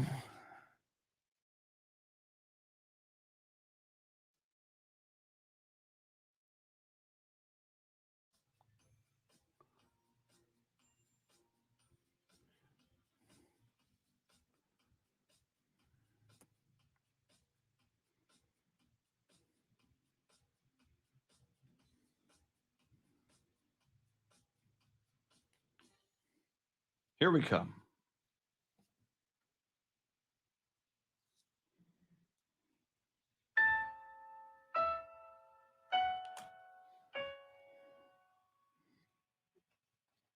Let's get back to the Chris Duel Show with Shannon Salty Sweeney. Find Chris and at Shannon B. Sweeney. You have the blues. Oh, I have no friend. You wish me good once again. Welcome back, Chris Duel Show. Shannon Salty Sweeney has begun her Christmas vacation in just a moment after we go through some sports history and sports birthdays. Patricia VONNE, phenomenal singer, songwriter, actress, with her brand new album, My Favorite Holiday, and a song on that album that is getting so much heat and run and acclaim. We're going to talk about it. We're going to play it for you. It's so cool. We're so excited to have Patricia on the show. Before we get to Patricia in just a second, how about some sports birthdays and this day in sports history? On this day in 1951, it was the NFL championship game at the Los Angeles Memorial Coliseum. The Rams beat the Cleveland Browns 24-17. Why was it significant? It was the first ever coast-to-coast televised NFL championship game. This day in 1972, it was the Immaculate Reception. The Pittsburgh Steelers, Terry Bradshaw throws a desperation pass downfield. It's deflected by an Oakland Raider defender, picked up barely and almost incomplete. Franco Harris runs it in for the touchdown, and the Steelers beat the Oakland Raiders 13-7. That's your sports history. How about some sports birthdays? Very nice. Born on this day in 1935, the golden boy Paul Hornung of the Green Bay Packers. He was born in Louisville, Kentucky, and born on this day in 1963, a guy who could have a very happy birthday because his team is in the college football playoff.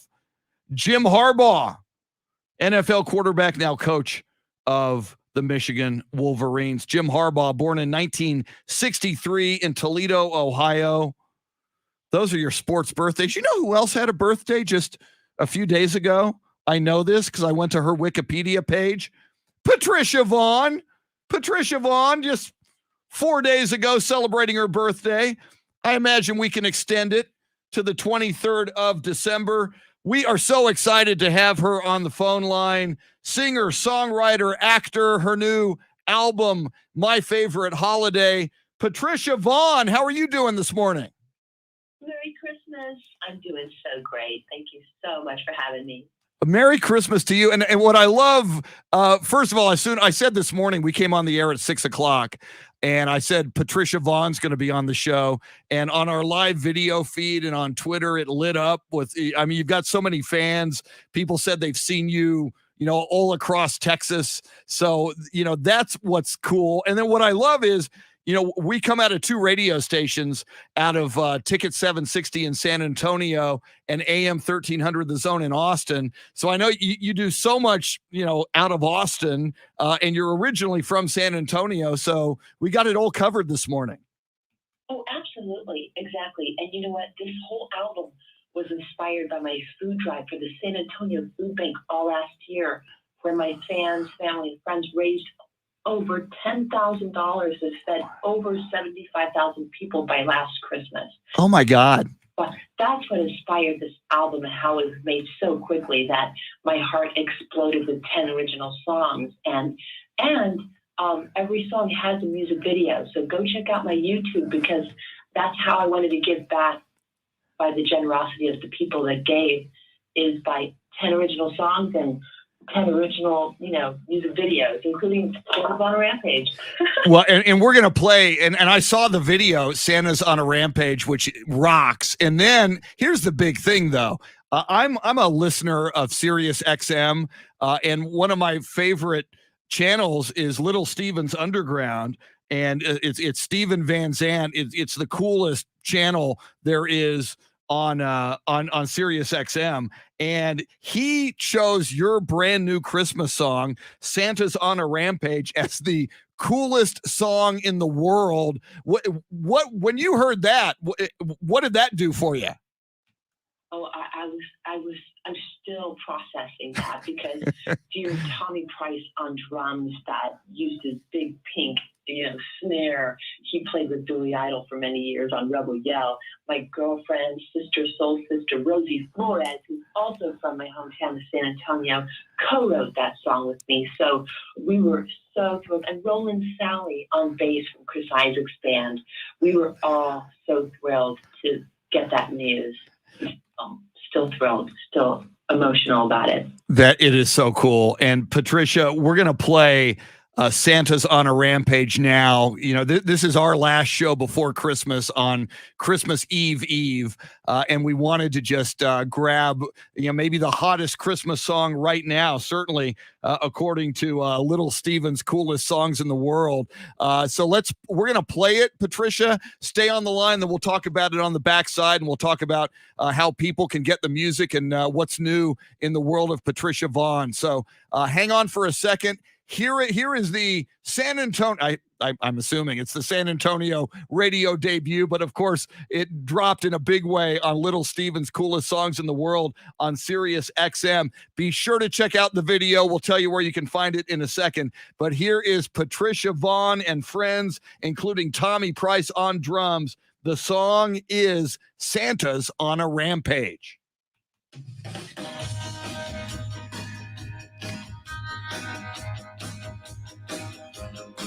Santa's on a rampage, he's gonna make a party tonight. He's gonna drop the toys for the boys and girls before midnight. Yeah. Santa wants to rock more than ever. Santa's on a rampage, he's gonna make a party tonight. Everybody's popping and rocking like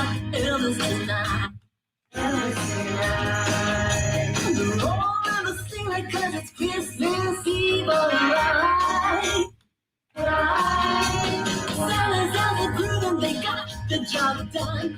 Now it's time for Santa to have a million dollars. Santa's all around, he's gonna make a party tonight.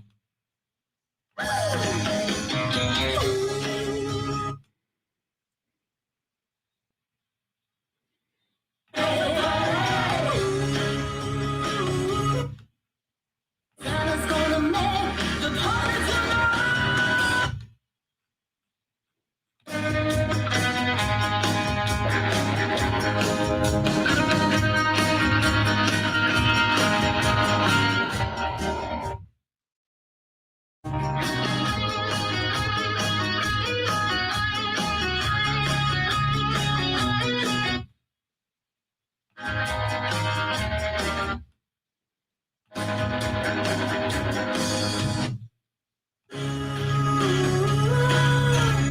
Santa's on a rampage tonight.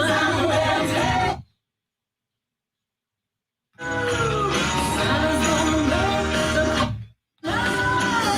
the rampage burning up the sky tonight. Oh, Santa's elves are rock. Filling up the sleigh with the mountain of toys. Gonna bring joy to the girls and boys. Santa's on a rampage, is gonna make the party tonight. He's gonna make the party tonight. Party tonight. Santa's on a rampage, gonna make the party tonight. Gonna make the party. Santa's on a rampage, is gonna make the party tonight. Party tonight.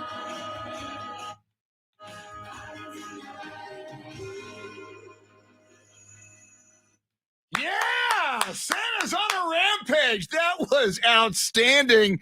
Totally rocked. Patricia Vaughn. That is such a cool tune. Santa's ready to throw down. Absolutely. And even bonus points, Elvis reference in the lyrics. Any Santa song that has an Elvis reference is even better for me. I absolutely love it. Second that. I do too. I love. Oh yeah, and you know what? Christmas was Elvis's favorite holiday too. True. You know what? And I'm an Elvis freak, Patricia. I was listening this morning on the way in. I was like switching back and forth. I do listen to Little Steven's Underground Garage. I went over to Elvis Radio and they were like talking about, different traditions Elvis would do during Christmas. You're so right. Elvis absolutely loved Christmas. Now, obviously, you mentioned YouTube. People can see the videos for the new album, My Favorite Holidays, or My Favorite Holiday, via YouTube. Obviously, your website as well, PatriciaVonne.com. As most people know, Vonne spelled VONNE, PatriciaVonne.com. If people want to get the music, get the album, where would you direct them? What's the best place to do that? My website, because I have autographed physical copies that I send out like a little elf myself with a little note. That is so cool.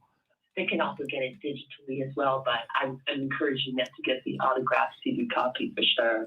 Yeah, I'm old school, Patricia. I like holding a CD or a vinyl in my hands, and if you can get it actually, I like looking at the artwork. I like looking at the liner notes. I like seeing the credits on back of it. I just prefer it that way.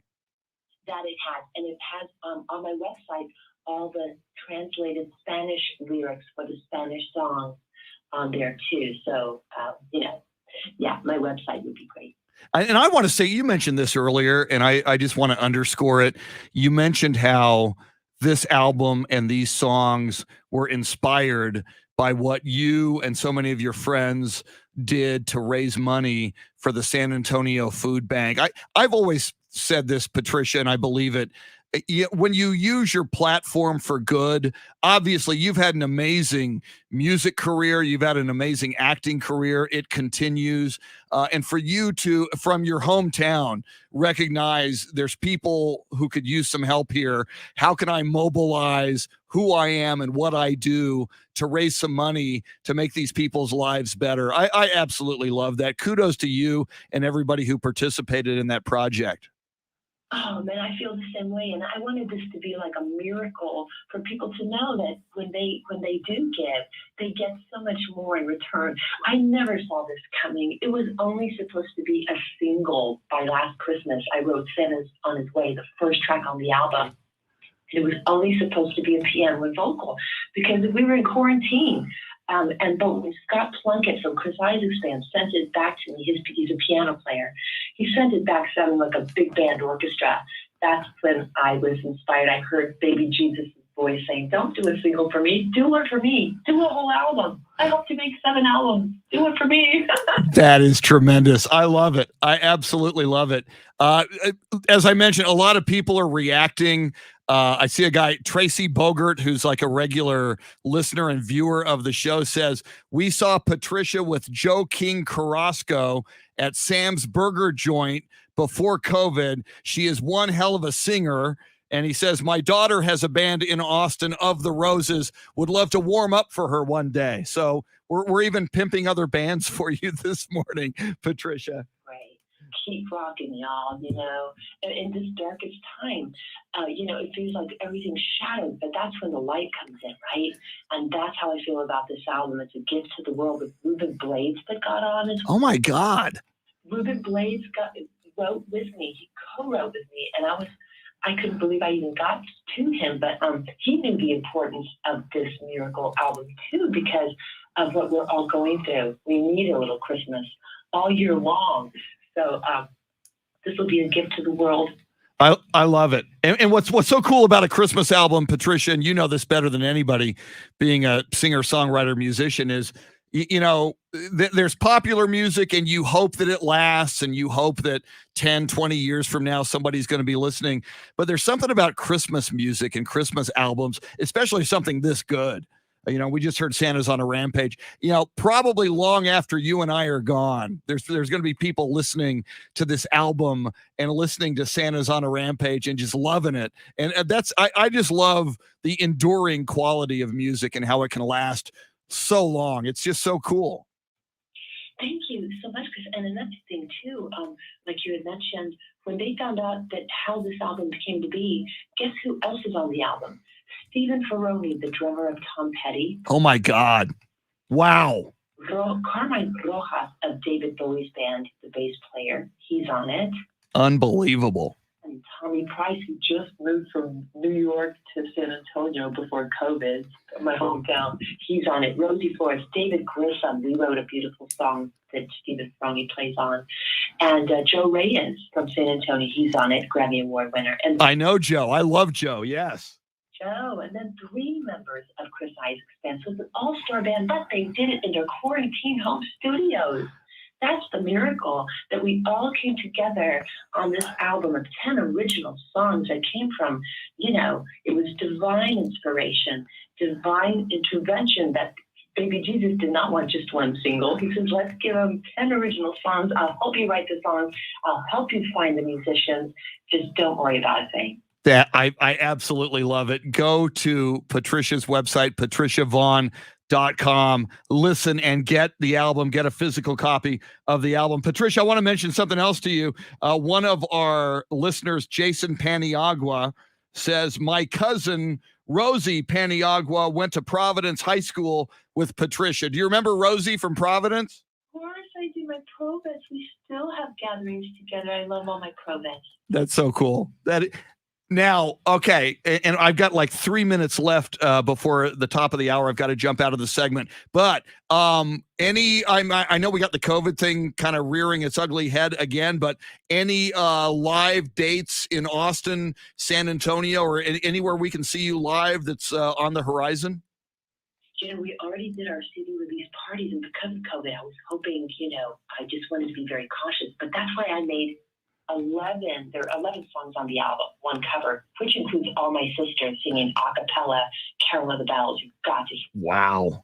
All my sisters that recorded in 3 different states, 4 different studios. But that's why I made a music video for each. A lot of them, like Santa's on a Rampage, was shot entirely on an iPhone, and I edited most of them. So please check out my YouTube channel, because if you can't see me live, that's the reason I made 11 music videos for this album, which is another miracle. Yeah. Way. I couldn't have done that with by myself. And Patricia, it blows my mind. See, I grew up in the MTV generation watching music videos like Tom Petty, who you mentioned. I saw the Santa's on a Rampage, the video. For you to tell, you shot that on an iPhone. It looks like an MTV music video that was shot with all of the production value. It's so cool. I can't believe you shot that on your iPhone and edited it. That's outstanding. Love editing. I do 2D animation as well. And Ruben Blades, we did a full-blown animation that will be premiered tomorrow, Friday, on Telemundo, but I'm going to be putting it on YouTube by tomorrow. Danny Trejo's also going to share it. Ruben Blades is going to share it on his social media. They're all coming together. You know what I mean? It's a miracle. Amistad. Feliz Navidad. Feliz Amistad. I mean, Merry Christmas, Merry Friendship. That's what it's all about. It is so wonderful. I am so excited. Now, your YouTube page, I assume we just go to YouTube and search Patricia Vaughn and we'll find your YouTube page, correct? Yeah, and it's on a Christmas list. I made a Christmas playlist, so they just go to that little playlist of Christmas and they'll see all my Christmas videos, all 11 of them. Go watch all 11, especially watch Santa's on a Rampage. The website, patriciavonne.com, Vonne, VONNE. Go to patriciavonne.com. Order the CDs, order the physical CDs, get them autographed. Patricia Vaughn, let's do this again. And when you've got a gig in San Antonio or Austin, let us know and we'll promote it. Thank you so much. Absolutely. Our thanks to Patricia Vaughn, patriciavonne.com. We go out to Santa's on a Rampage. Coming up at the top of the hour, James Allen of the Pro Football Hall of Fame. His Texas Aggies had to pull out of the Gator Bowl due to COVID. We'll talk all things football with James Allen. 8:35, Mark Vandermeer of the Houston Texans going to join us. And Santa is on a Rampage. We're with you till 9 on the Chris Duel Show. She was very cool. Woo!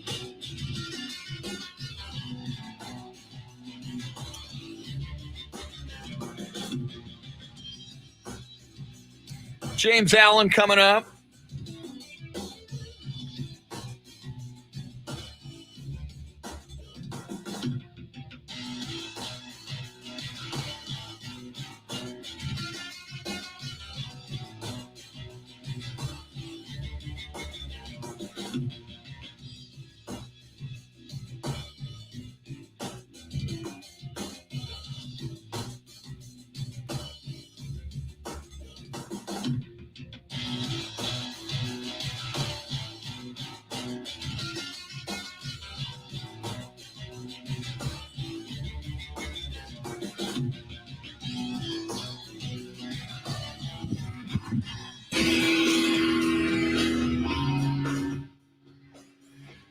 Woo!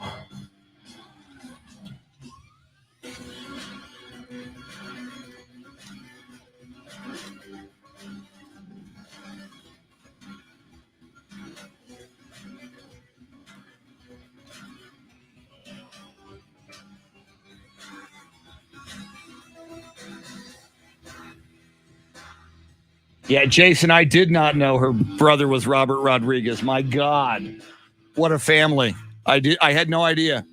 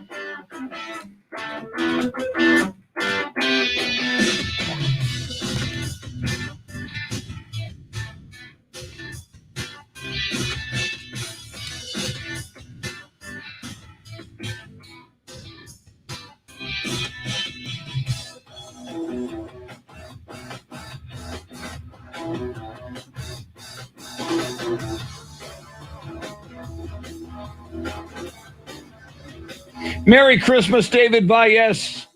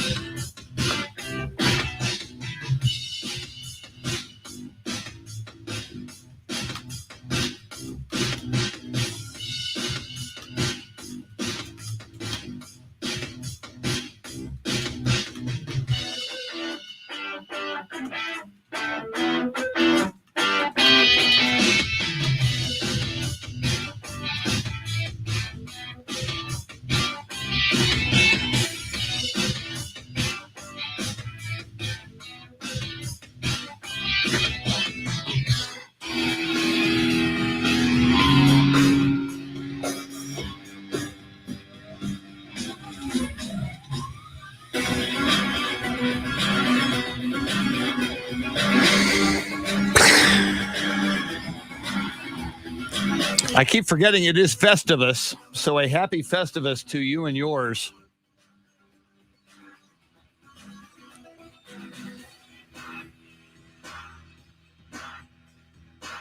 Yeah, there's James and David saying the Facebook feed went down on Ticket 760. I still have it. I'm on Facebook and have it. I don't know what's going on there.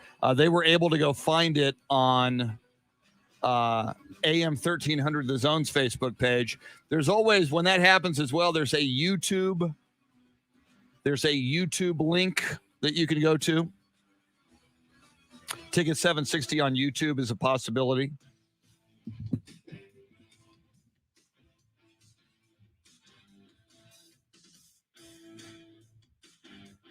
Yeah, we should maybe we'll have an airing of grievances, Jason. That's a good idea.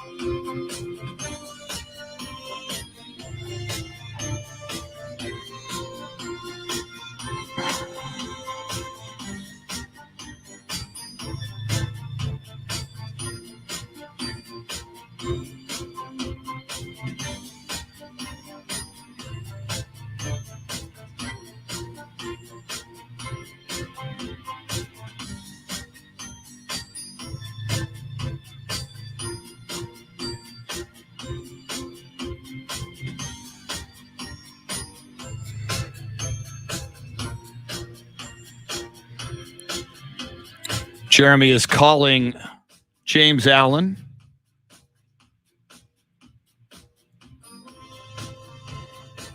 Here in a sec.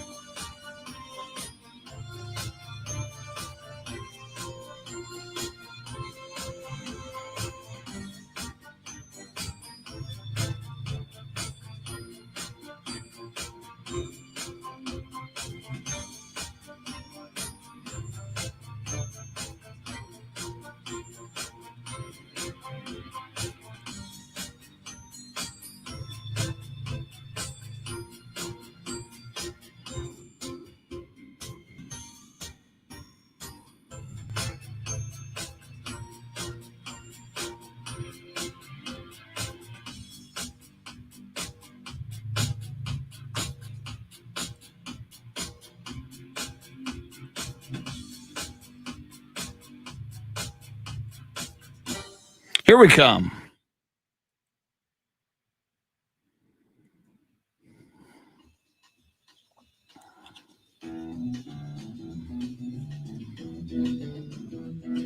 This is the Chris Duel Show. You know the day destroys the night. Night divides the day. Try to run, try to hide. Break on through to the other side. Break on through to the other side. Break on through to the other side. Now, Chris Duel. It is Christmas Eve as we get ready for a big Christmas weekend that will involve not only gatherings of friends and family and eggnog and gifts and Santa and Christmas cheer, but lots and lots of sports, as long as sports continues to be up and running, as every sports league having COVID issues, and even college football in a big way yesterday. And one of the big stories, maybe the big story of the last 24 hours in the world of sports, is Texas A&M having to pull out of the game, its bowl game, against Wake Forest. We're hearing now that Rutgers may be a fill-in in the Gator Bowl. Man, we love talking all things football with is James Allen, board member of the Pro Football Hall of Fame, who also just happens to be an alum and former football player at Texas A&M. So he is very, very close to the university and the program. James Allen, how are you doing today? Good morning, Chris. I'm doing well. This, when you heard this Texas A&M news, my goodness, what a shocker. Your thoughts, and what do you think this means for college football moving forward into the bowl season, and perhaps even the college football playoff could be affected? Yeah, we saw last year, I think majority of the bowls were canceled. However, I think A&M doing this, now we've played, 17 bowls? We've played quite a few bowls already, but I think this is going to get people's awareness for a top, 25 team to be pulling out. And I do think the college playoffs, I'm sorry, I can't get Coach Jim Moore out of my head every time I say that. Playoffs? Yeah, I really do, Chris. I think it's a great point. And in the next 3 or 4 or 5 days, we're going to see the domino effect, because when a top, school does that, everybody starts looking, well, gosh, are we putting our players in safety, and are we putting other players in safety and liability there? So, Chris, I really think it's kind of the beginning of kind of a underground wave that'll start rising up here pretty soon. We'll see what can happen. Well, and we've got breaking news, James. It's interesting. Jeremy was saying this earlier this morning, that it seems like almost every hour you hear of new players and new teams with COVID issues. Jeremy, do we have a breaking news sounder? I don't know if you've got one there or not. I thought you saw you. Don't worry about it. Yeah, so next time. Yeah, I sprung that on you. James, I'll get your react. The Cowboys' next opponent, the Washington football team, this morning announcing that it's got more COVID issues. They've got Taylor Heineke has been out with COVID issues. They have placed his backup, Kyle Allen, on the COVID-19 list. Taylor Heineke now expected to practice for that Cowboys game, but my biggest issue, James, and the NCAA met yesterday and had to lay out a roadmap forward if this affects the college football playoff, because in the Aggies game, in the Gator Bowl, it looks like they're going to get Rutgers, a 5-7 team, to take the place of the Aggies. But if a team in the college football playoff can't play because of COVID, they're going to have to forfeit that game. There won't be a replacement team. It's amazing what we may be dealing with here moving forward, not to mention if this hits the NFL further in a big way. Yeah, I'm even scheduled to go to Super Bowl this year as I do every year for Hall of Fame, and just kind of a reminder, if you wish, and I probably will, because they'll test. I've already had the vaccinations and getting just the booster, because obviously this is continuing to spread. Now, obviously, I've heard. I was actually with the former Oklahoma football out of Reagan High School was in my office, Drew Allen, and the quarterback club here in San Antonio was talking about, just the stats and the football, the same thing you and I are talking about, and how it's starting to affect everything and stuff he's hearing. And one thing he brought up, he goes, but a lot of people aren't getting vaccinated. So it's going to, last year we saw what it did with the bowl games, and like you and I talked about, I really think it's going to, this wave is going to start producing itself, not only through the college and the playoffs route, but also through the NFL. And here we go again. And you're right, they're going to have to start road mapping plan A, B, C, and D, and we're going to have to see what happens. But I definitely think by A&M pulling out, and everybody else starting to say, hey, gosh, it's a lot of these ADs out there right now are probably thinking, oh gosh, we probably should look at this. Well, and James, it's down to, gosh, I think they were down to 38 scholarship players for the bowl game last time I heard. My goodness. Yeah. Well, here's where I think we're going to have a problem. The 4 teams in the college football playoff, Alabama, Georgia, Michigan, and Cincinnati, they have just released all of their players to go home for Christmas. So on each squad now, all the football players are going home for Christmas. You just look at the numbers. James, 2 people I know very well in the last week have gotten COVID-19. The level of contagion for this current Omicron virus is insane. The good news, it doesn't seem to be as deadly, although some people are being hospitalized, some people are dying from it. But you just do the simple math and you look at what we've learned in the last year and a half about this virus. You release 50, 60 players to go across the country into their homes indoors for a Christmas gathering. I think I can say with confidence, James, a number of these players on each and every college playoff team is going to come back infected. This could get absolutely crazy in a hurry. Yeah, it's interesting. I didn't want to go down that tangent, but it's a great tangent with one of the Hall of Fame. I was talking to Hall of Famer Anthony Munoz, who's also on our board of directors yesterday, and he was talking about that as well. And by the way, fight on, USC alum. Thank you very much. You're welcome very much. And he said that, one of the things he was talking about, exactly what you're saying, the exponential factor, should we, it's now you got to say as an AD, these are college kids that, that they've been traveling around playing football, don't really get to spend a lot of time with their parents, but, should they have contained them and said, hey, until this is over with, we got to sit tight, or do you let them go? And now you're battling moral and holidays and it's that there is a lot of subtext to what you're saying. And chances are extremely high that those people are going to get COVID by doing that. Yeah, it's the college football playoff. There's so much money involved. And you as a former football player, James, must know as well, beyond the money.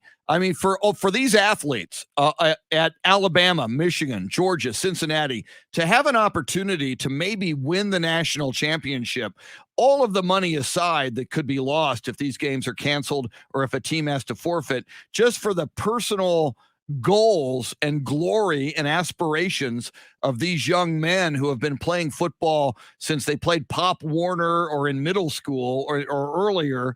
I would have, if I had the power, if I were head of the NCAA or head of the college football playoff or a president at each of these universities, I would say, gentlemen, we're going to quarantine you and you are free to have an extended holiday with your family after the college football playoff.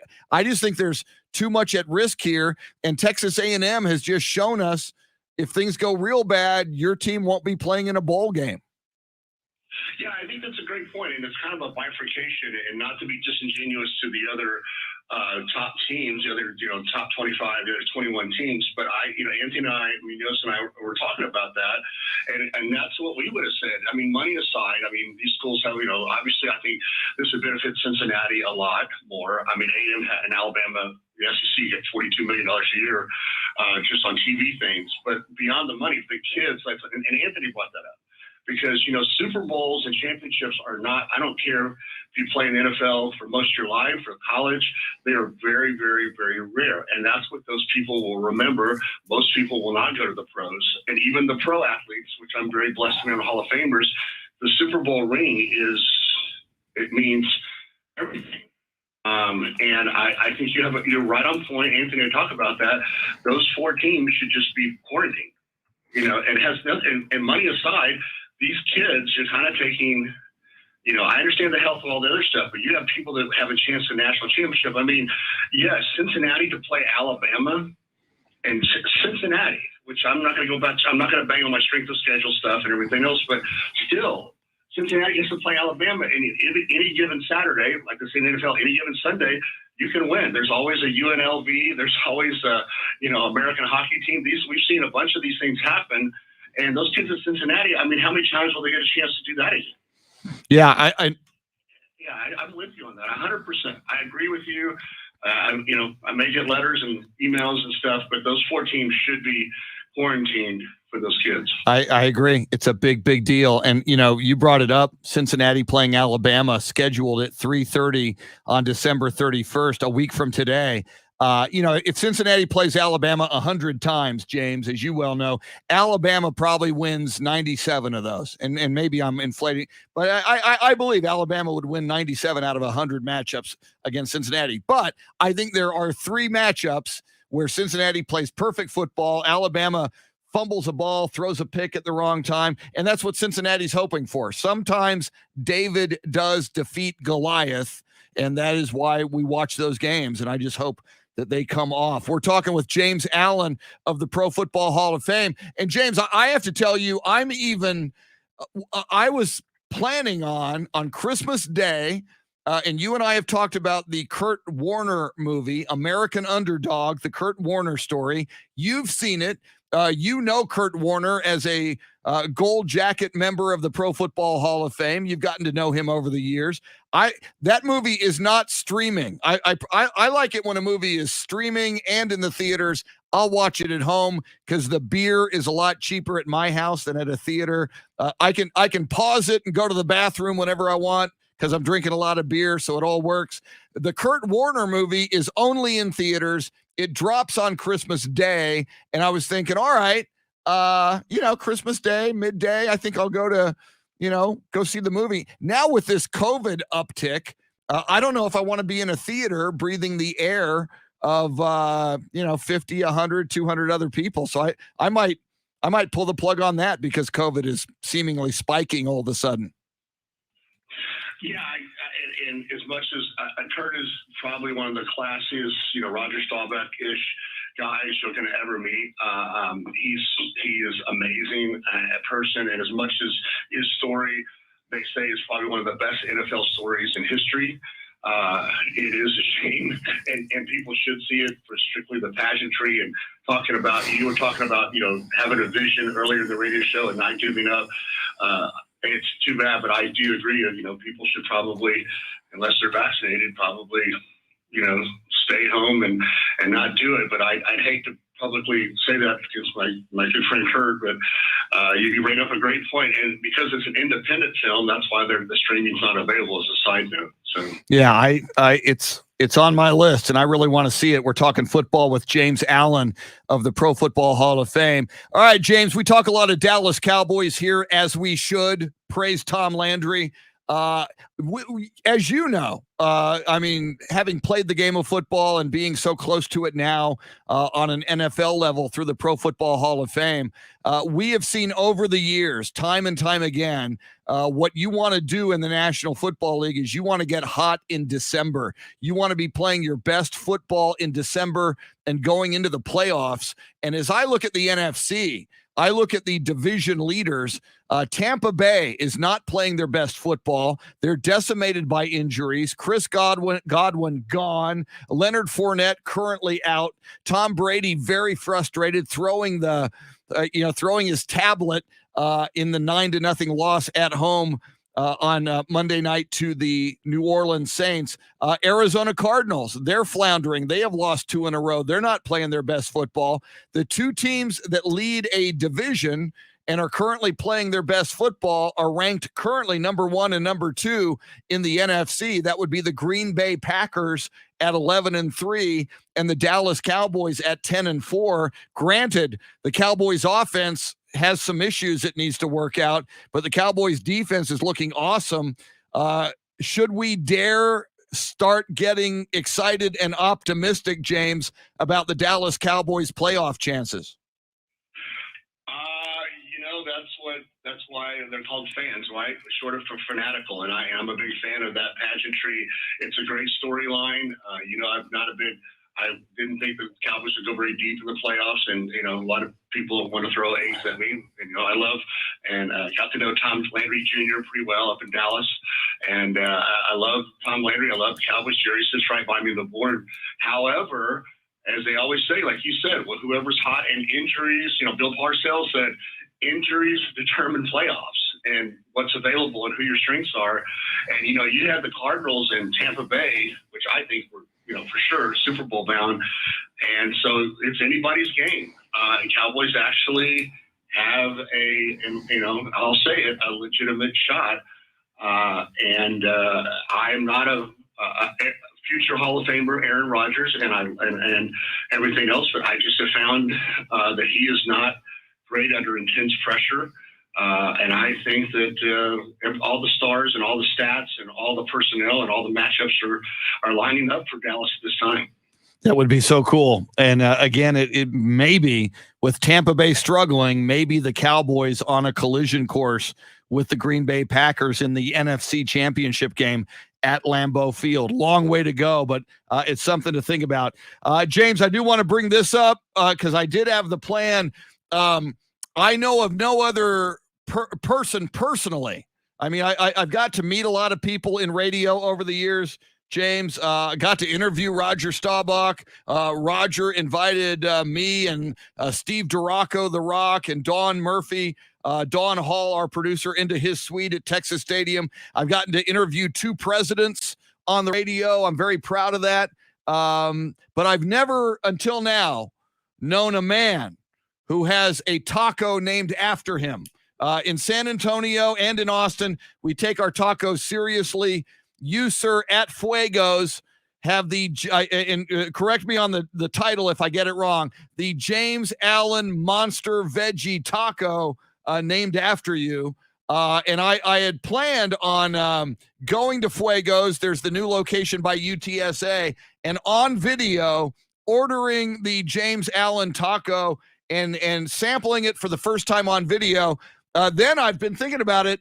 Why not go to Fuegos with James Allen on video, and then you order up the James Allen Taco, I order up the James Allen Taco, and we sample it live on video. And I assume with the holidays we might have to wait until the new year. But James, that's my new goal, is to eat the James Allen Taco with James Allen at Fuegos. Thank you for that. I did not know that they named it after me. I knew they named it in College Station. And, they have other places in San Marcos and Waco, which I knew didn't have my name on. It was strictly for the A&M thing. It was because of your show. And actually, there's a listener of yours named Julie Smith that actually verified, because I was like, I don't think wow, I didn't even know. It was your show that told me that. And I actually called the main founder yesterday because I've been so swamped and with year-end meetings and stuff. And I called David Lovelace at Fuegos and I'm glad that your listeners verified, and then Julie Smith has my number, and she reached out and said, no, it's true. And I said, David, I don't know what to say. He just said, you're from San Antonio and we wanted to honor you. And we kind of gave you a bigger write-up in College Station, and we kind of did a half thing, and I was just blown away. So I want to tell you, if it wasn't for you and your show and your listeners, I had no idea. So, but I told David, we want to go by there? He said, yeah, I would love to let y'all know and tell me y'all are coming. And so Chris, let's do it. Let's go do a thing out there and go by there and have it. I think it'd be awesome. And promoting a San Antonio, David lives here in San Antonio, a San Antonio businessman, and he has quite an entrepreneur story, and I love it. And again, thank you for your listeners and you. I had no idea, and I'm very honored, and because it's in my backyard, and I appreciate your show and your people and people bringing that to my attention. Yeah, so we will either do the show from Fuego's or even short of that, the day of, we'll bring you on the show and the owner, and then we'll later in the day, we'll go out there and we'll invite our listeners as well to come on out to Fuego's and sample the taco. And from now on, James, you meet these NFL Gold Jacket Hall of Famers, Bob Lilly, Roger Staubach, Kurt Warner, and you can now say to them, hey, yeah, I'm impressed by your Hall of Fame football career, but I'm James Allen, and I have a taco named after me at Fuego's. That's something Roger Staubach cannot say, sir. I'm just saying. That, but I would trade the taco name for that. I'm just, you got to have dreams in life. And one of my dreams is I don't think I could ever make the Pro Football Hall of Fame, but maybe someday I would have a taco named after me, which you do, sir. You're on the board of the Pro Football Hall of Fame. So from now on, we should introduce you as James Allen, board member and selection committee of the Pro Football Hall of Fame, and a taco named after him at Fuego's. I mean, we're going to just add that to your resume. I appreciate that my mom and dad are big listeners, so I'm sure their hearts are warmed, and I appreciate that in my family. And I do want to go. And by the way, David Lovelace said if we want to do a show at there at Fuego's, he'll make room and do everything else. So let's do it. And again, thank you for your listeners for pointing that out. I had no clue, and David being David didn't, I guess he figured one day I'd find out. So. And I appreciate everything. It really was a great gift to me. So I appreciate you and your listeners for bringing that to my attention. James Allen, I am late for a break, but as this is our last show before Christmas, I want to thank you. You elevate this show. You've been such a good friend of the show. You welcomed me and my friend Steve Duraco to the Pro Football Hall of Fame in Canton, Ohio in August. It was a lifetime bucket list experience. Got to meet your parents and your family, which was wonderful. So to you, to your parents, to your family, a very, very Merry Christmas, and thank you for all you do for this show, man. We appreciate it. Oh, Merry Christmas to you and all your listeners and your family as well, and also Shannon on vacation, and my main man behind the scenes, Jeremy, and I appreciate it very much, brother. All right. Thank you, James. Merry Christmas. Quick break coming up. Mark Vandermeer, the voice of the Houston Texans. Texans on a roll. They just beat Jacksonville. They take on the LA Chargers next. We'll talk NFL and Houston Texans coming up with Mark Vandermeer. Don't go anywhere. With you till 9 on the Chris Duel Show. At the scene of the attack, Woo! she had hoof prints on her forehead and incriminating clothes.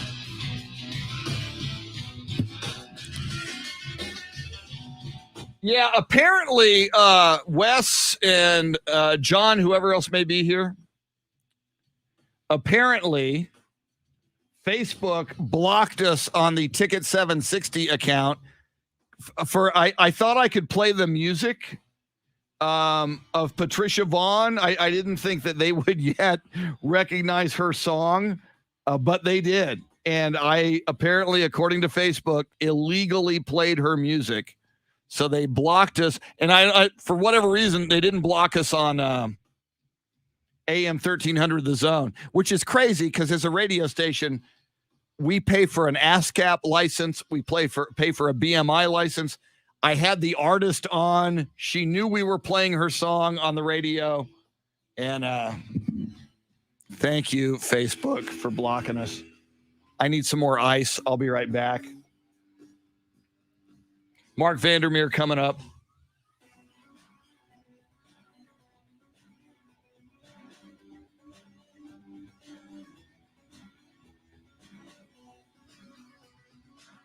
Back in a sec.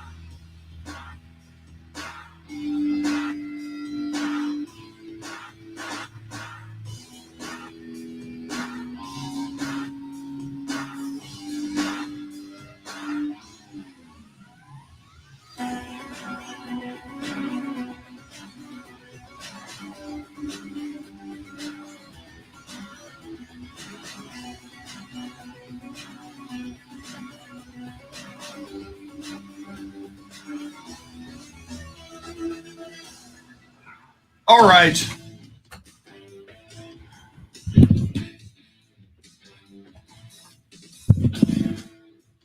What's happening? You're an ordained minister? The Universal Life Church. Anybody can do it. It's online. Oh, okay. You just sign up. Okay. Well, never mind. You agree to use your powers for good. So, Right. Yeah. Things you find out from people when they're not here, you know? It is amazing.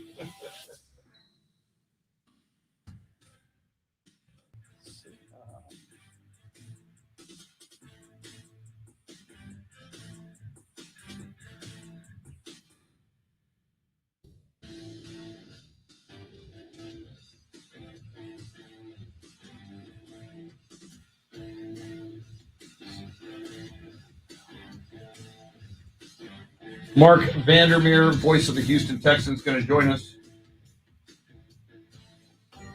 Texans hosting the Chargers. That's on Sunday, right?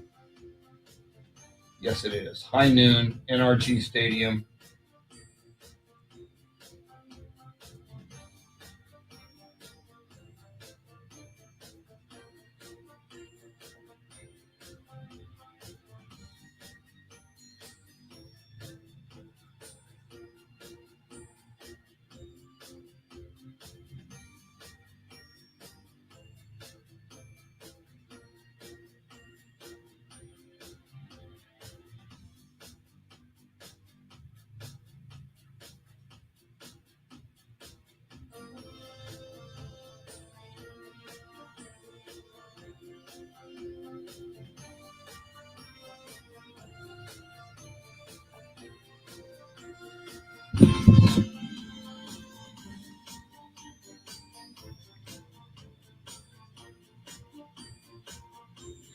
Yeah, it's a big one tonight, Wes, for the Spurs against the Lakers.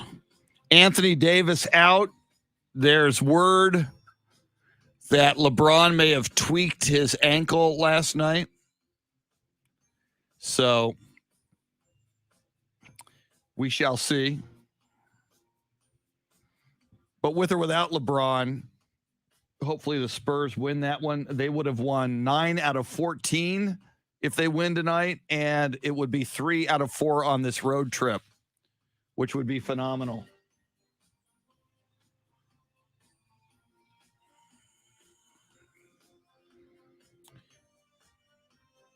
Mark Vandermeer going to join us in a sec.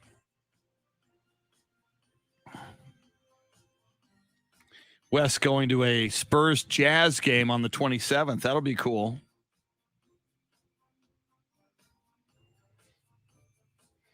It's right around the corner. And that'll be a back-to-back. They played Detroit on Sunday night and the Jazz on Monday night. Remember, the Spurs beat the Jazz in their house just the other day. Grab my Mark Vandermeer photo here.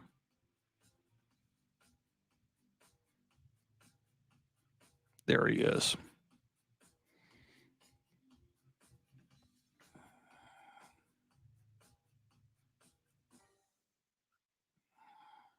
Here we go.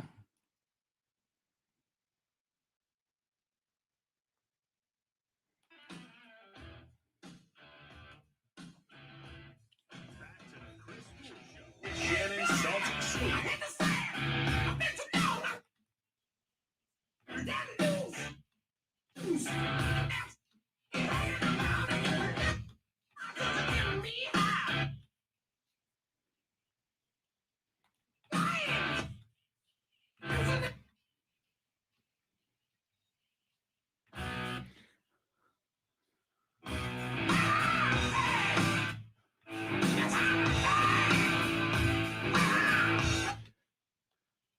Yeah. Back in black. AC/DC back in black. The Houston Texans back in the win column this past weekend. A convincing 30-16 win in Jacksonville over the Jaguars. The voice of the Houston Texans, Mark Vandermeer, joins us. Mark, how you doing this morning? Doing great, Chris. That was nice to get a win. I know, AC/DC, we're not exactly throwing a parade here, but it was nice to get a victory. You hope to get back-to-back on Sunday when you take on the Chargers. It's going to be tough with all the COVID issues, but it was just great to see the Texans come out on top, to see Davis Mills sort of outplay, for lack of a better way of putting it, Trevor Lawrence. So that was nice. It was a good development for this team overall. Absolutely. And a lot of the conventional wisdom was, Mark, and we've seen it historically, when there's a coaching change, such as, they went through in Jacksonville with Urban Meyer, especially the reports that, the coaching staff and a lot of the players weren't absolutely in love with Urban Meyer. I kind of felt like a cloud might have been lifted over that Jacksonville team. I expected them to come out really strong, given that and the fact that it was at Jacksonville. To get a 30-16 win as the Texans did, I just thought was very, very impressive. Well, it was nice because you're right. You do get a little pop and energy boost from a coaching change. Usually, we talked about that last week. But honestly, early on in the game, I thought they had a bit of it. Not on deep, fired up. The Jags did. Texans really executed well on that first drive. And the Jags were running the ball well with James Robinson. And I thought, oh, my gosh, what kind of day is this going to be? Because he was getting some gashes early on. But the defense tightened up. And on a day where you didn't have Chris Duke, been gone for a while, no Kamu Grugier-Hill. I mean, you're starting Garrett Wallow, rookie from TCU at linebacker, and he played really well. The defense bowed up, and they got stronger as the game went on, better against the run, and Lawrence was not good. And I just thought that was a good development because, look, you're in your division. You don't want to be the worst team in your division. I know people are going to talk about draft choice and all that, but I just want to see wins. And I think it showed you, hey, some of these things they're working on are working, but, you're seeing little bits of progress here. It's the Jags. No one's celebrating or over-celebrating, but it was just good to see a little box check there and see what else you can do down the stretch here. Absolutely. And Mark, you mentioned Trevor Lawrence didn't look good, but Davis Mills, 19 of 30, 209 yards, 2 touchdowns to Brandon Cooks. He did throw a pick. You and I have talked about, can Davis Mills establish himself as the quarterback for the future for the Houston Texans? Do you think he took any steps in that direction against Jacksonville? I thought there was some good pre-snap recognition from him, Chris, and that's what you want to see. You want to see him able to process, and then after the snap, do what it's called for. And I thought his teammates picked him up well, too. Rex Burkhead has played pretty well. Look, you're going to look at the numbers and say, what? That doesn't look good at all. 41 yards, whatever it was. Look, everything was hard-earned. We know how hard it's been for this team to run the ball. They had to juggle the offensive line because of injuries and COVID. So I thought under those circumstances, they played pretty well, and he played pretty well. Brandon Cooks looked good. I mean, you have a completely different set of challenges this week when you face the Chargers. We'll get to that. But for one day, they kind of put it all together well enough. And what you want to see down the stretch here is at least elements of that along the way. The competition gets a whole lot tougher with the Chargers, 49ers, and Titans.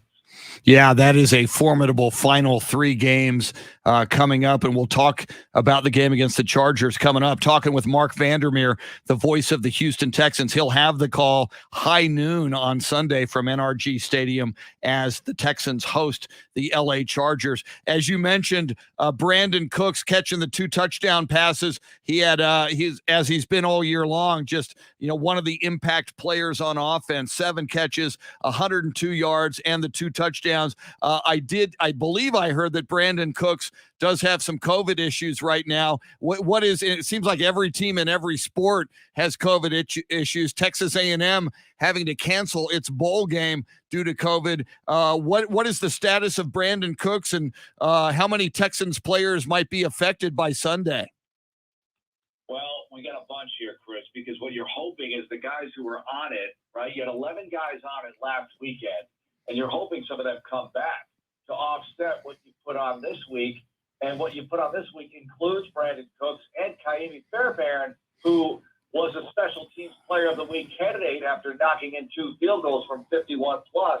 And Tremont Smith ended up winning special teams player of the week for his kickoff return for a touchdown. So that was good.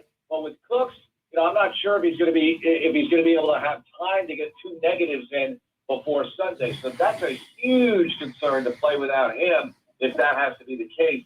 The Chargers have their own issues, but it's not as bad as Houston. And I'm really curious to see what happens today and tomorrow because it's all about that. They've got into intensive protocols. It's very weird to be in the building now because all of a sudden, everything's virtual, right? You're not seeing the players as much. You're seeing them at practice, but they're not going to meetings together. They're not together in the dining room. They're not together, period. It's just all virtual, digital, and it's the way it was last year, which, look, they've all got used to. They all know how to do this. The young guys don't, obviously, but they snapped right back into this mode because of what's going on in the world, and we'll see how they handle it. And it affects us, too. It affects me and my broadcast crew. We have to travel commercially now to San Francisco. I mean, that's a luxury problem. I get it for the rest of humanity, but it just changes the way we do business in the NFL.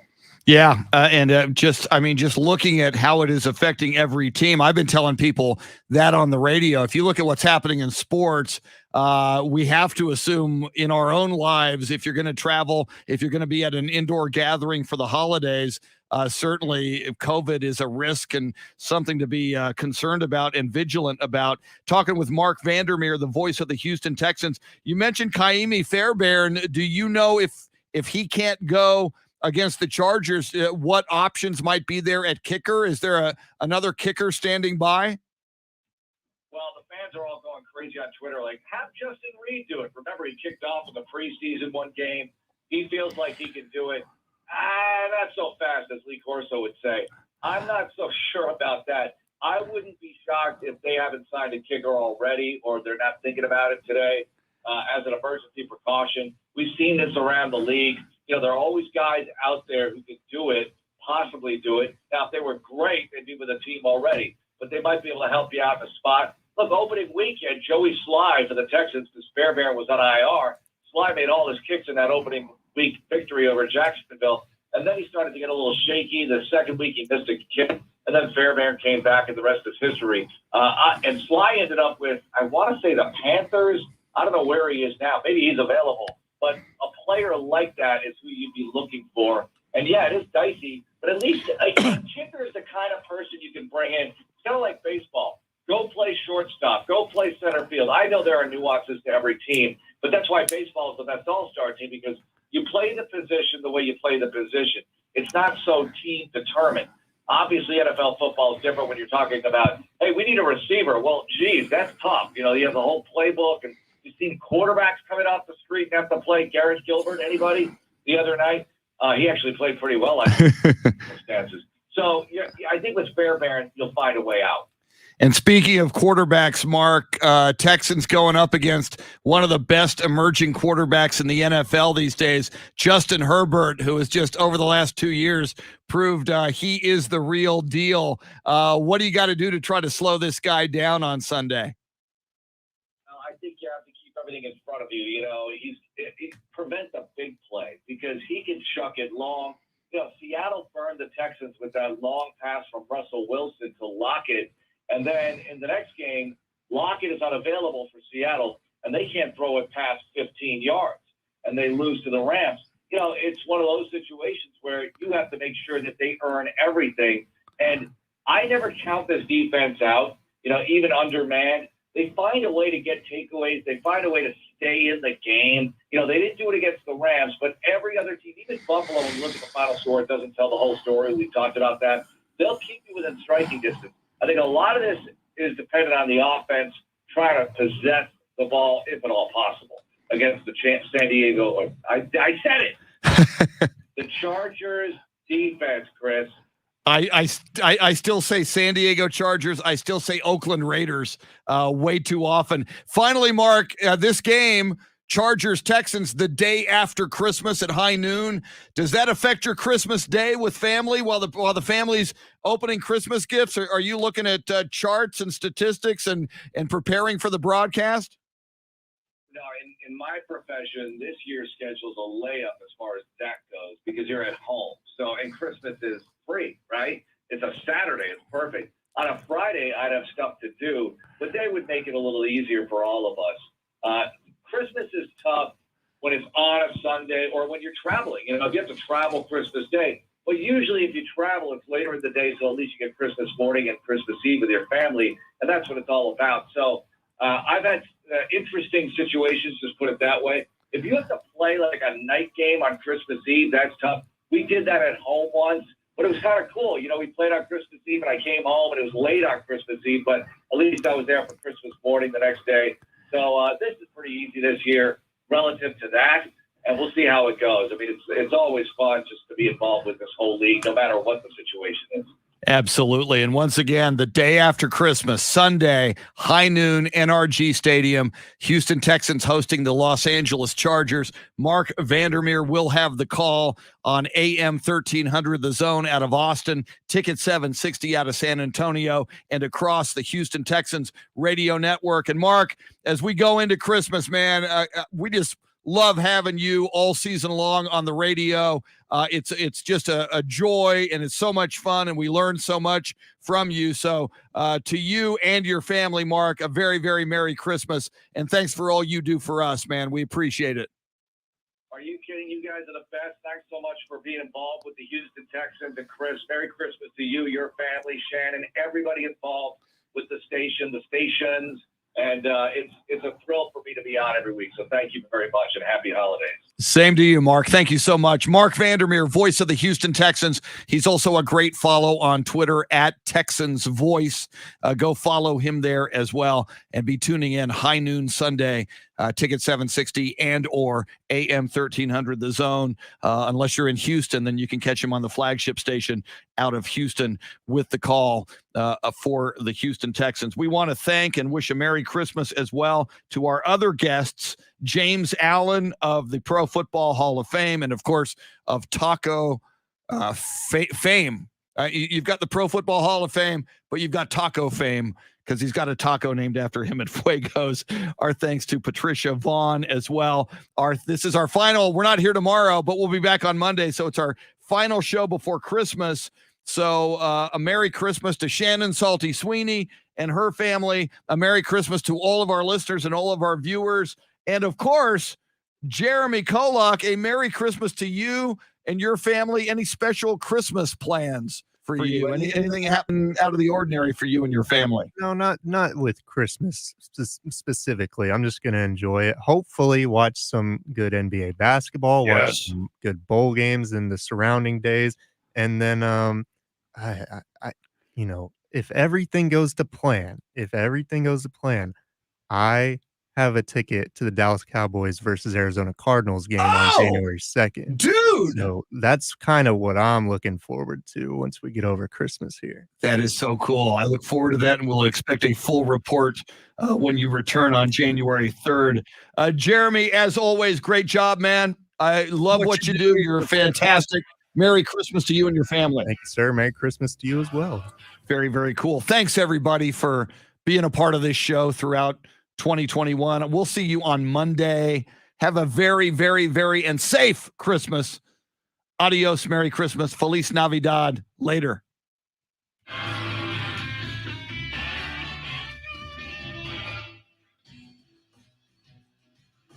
Let's see.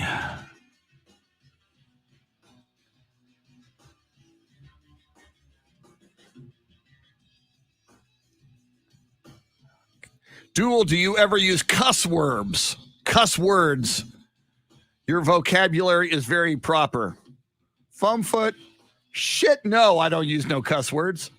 No, I mean, if you see me during a Dallas Cowboys game, yeah, I mean, I try not to on the radio.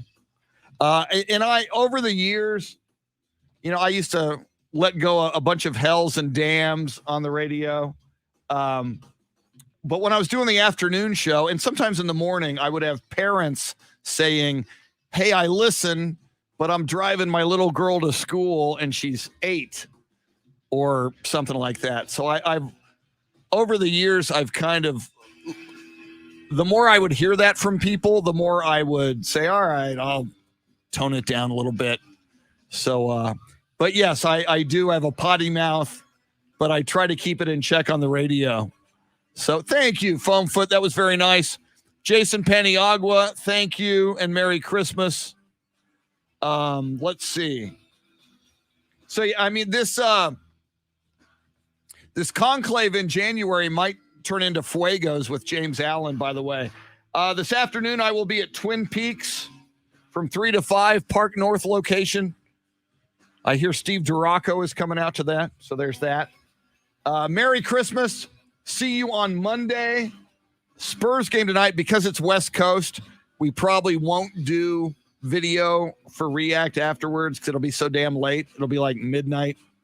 But Spurs game on Sunday against Detroit. It's an early start at 5:30, so we'll have Spurs React after that one. So Sunday night, Spurs React. And then this show on Monday morning, and then the Spurs play Utah Monday night. Thanks for everybody, for all of you being in here. I appreciate it. It means a lot. Merry Christmas, and we will see you soon. Adios.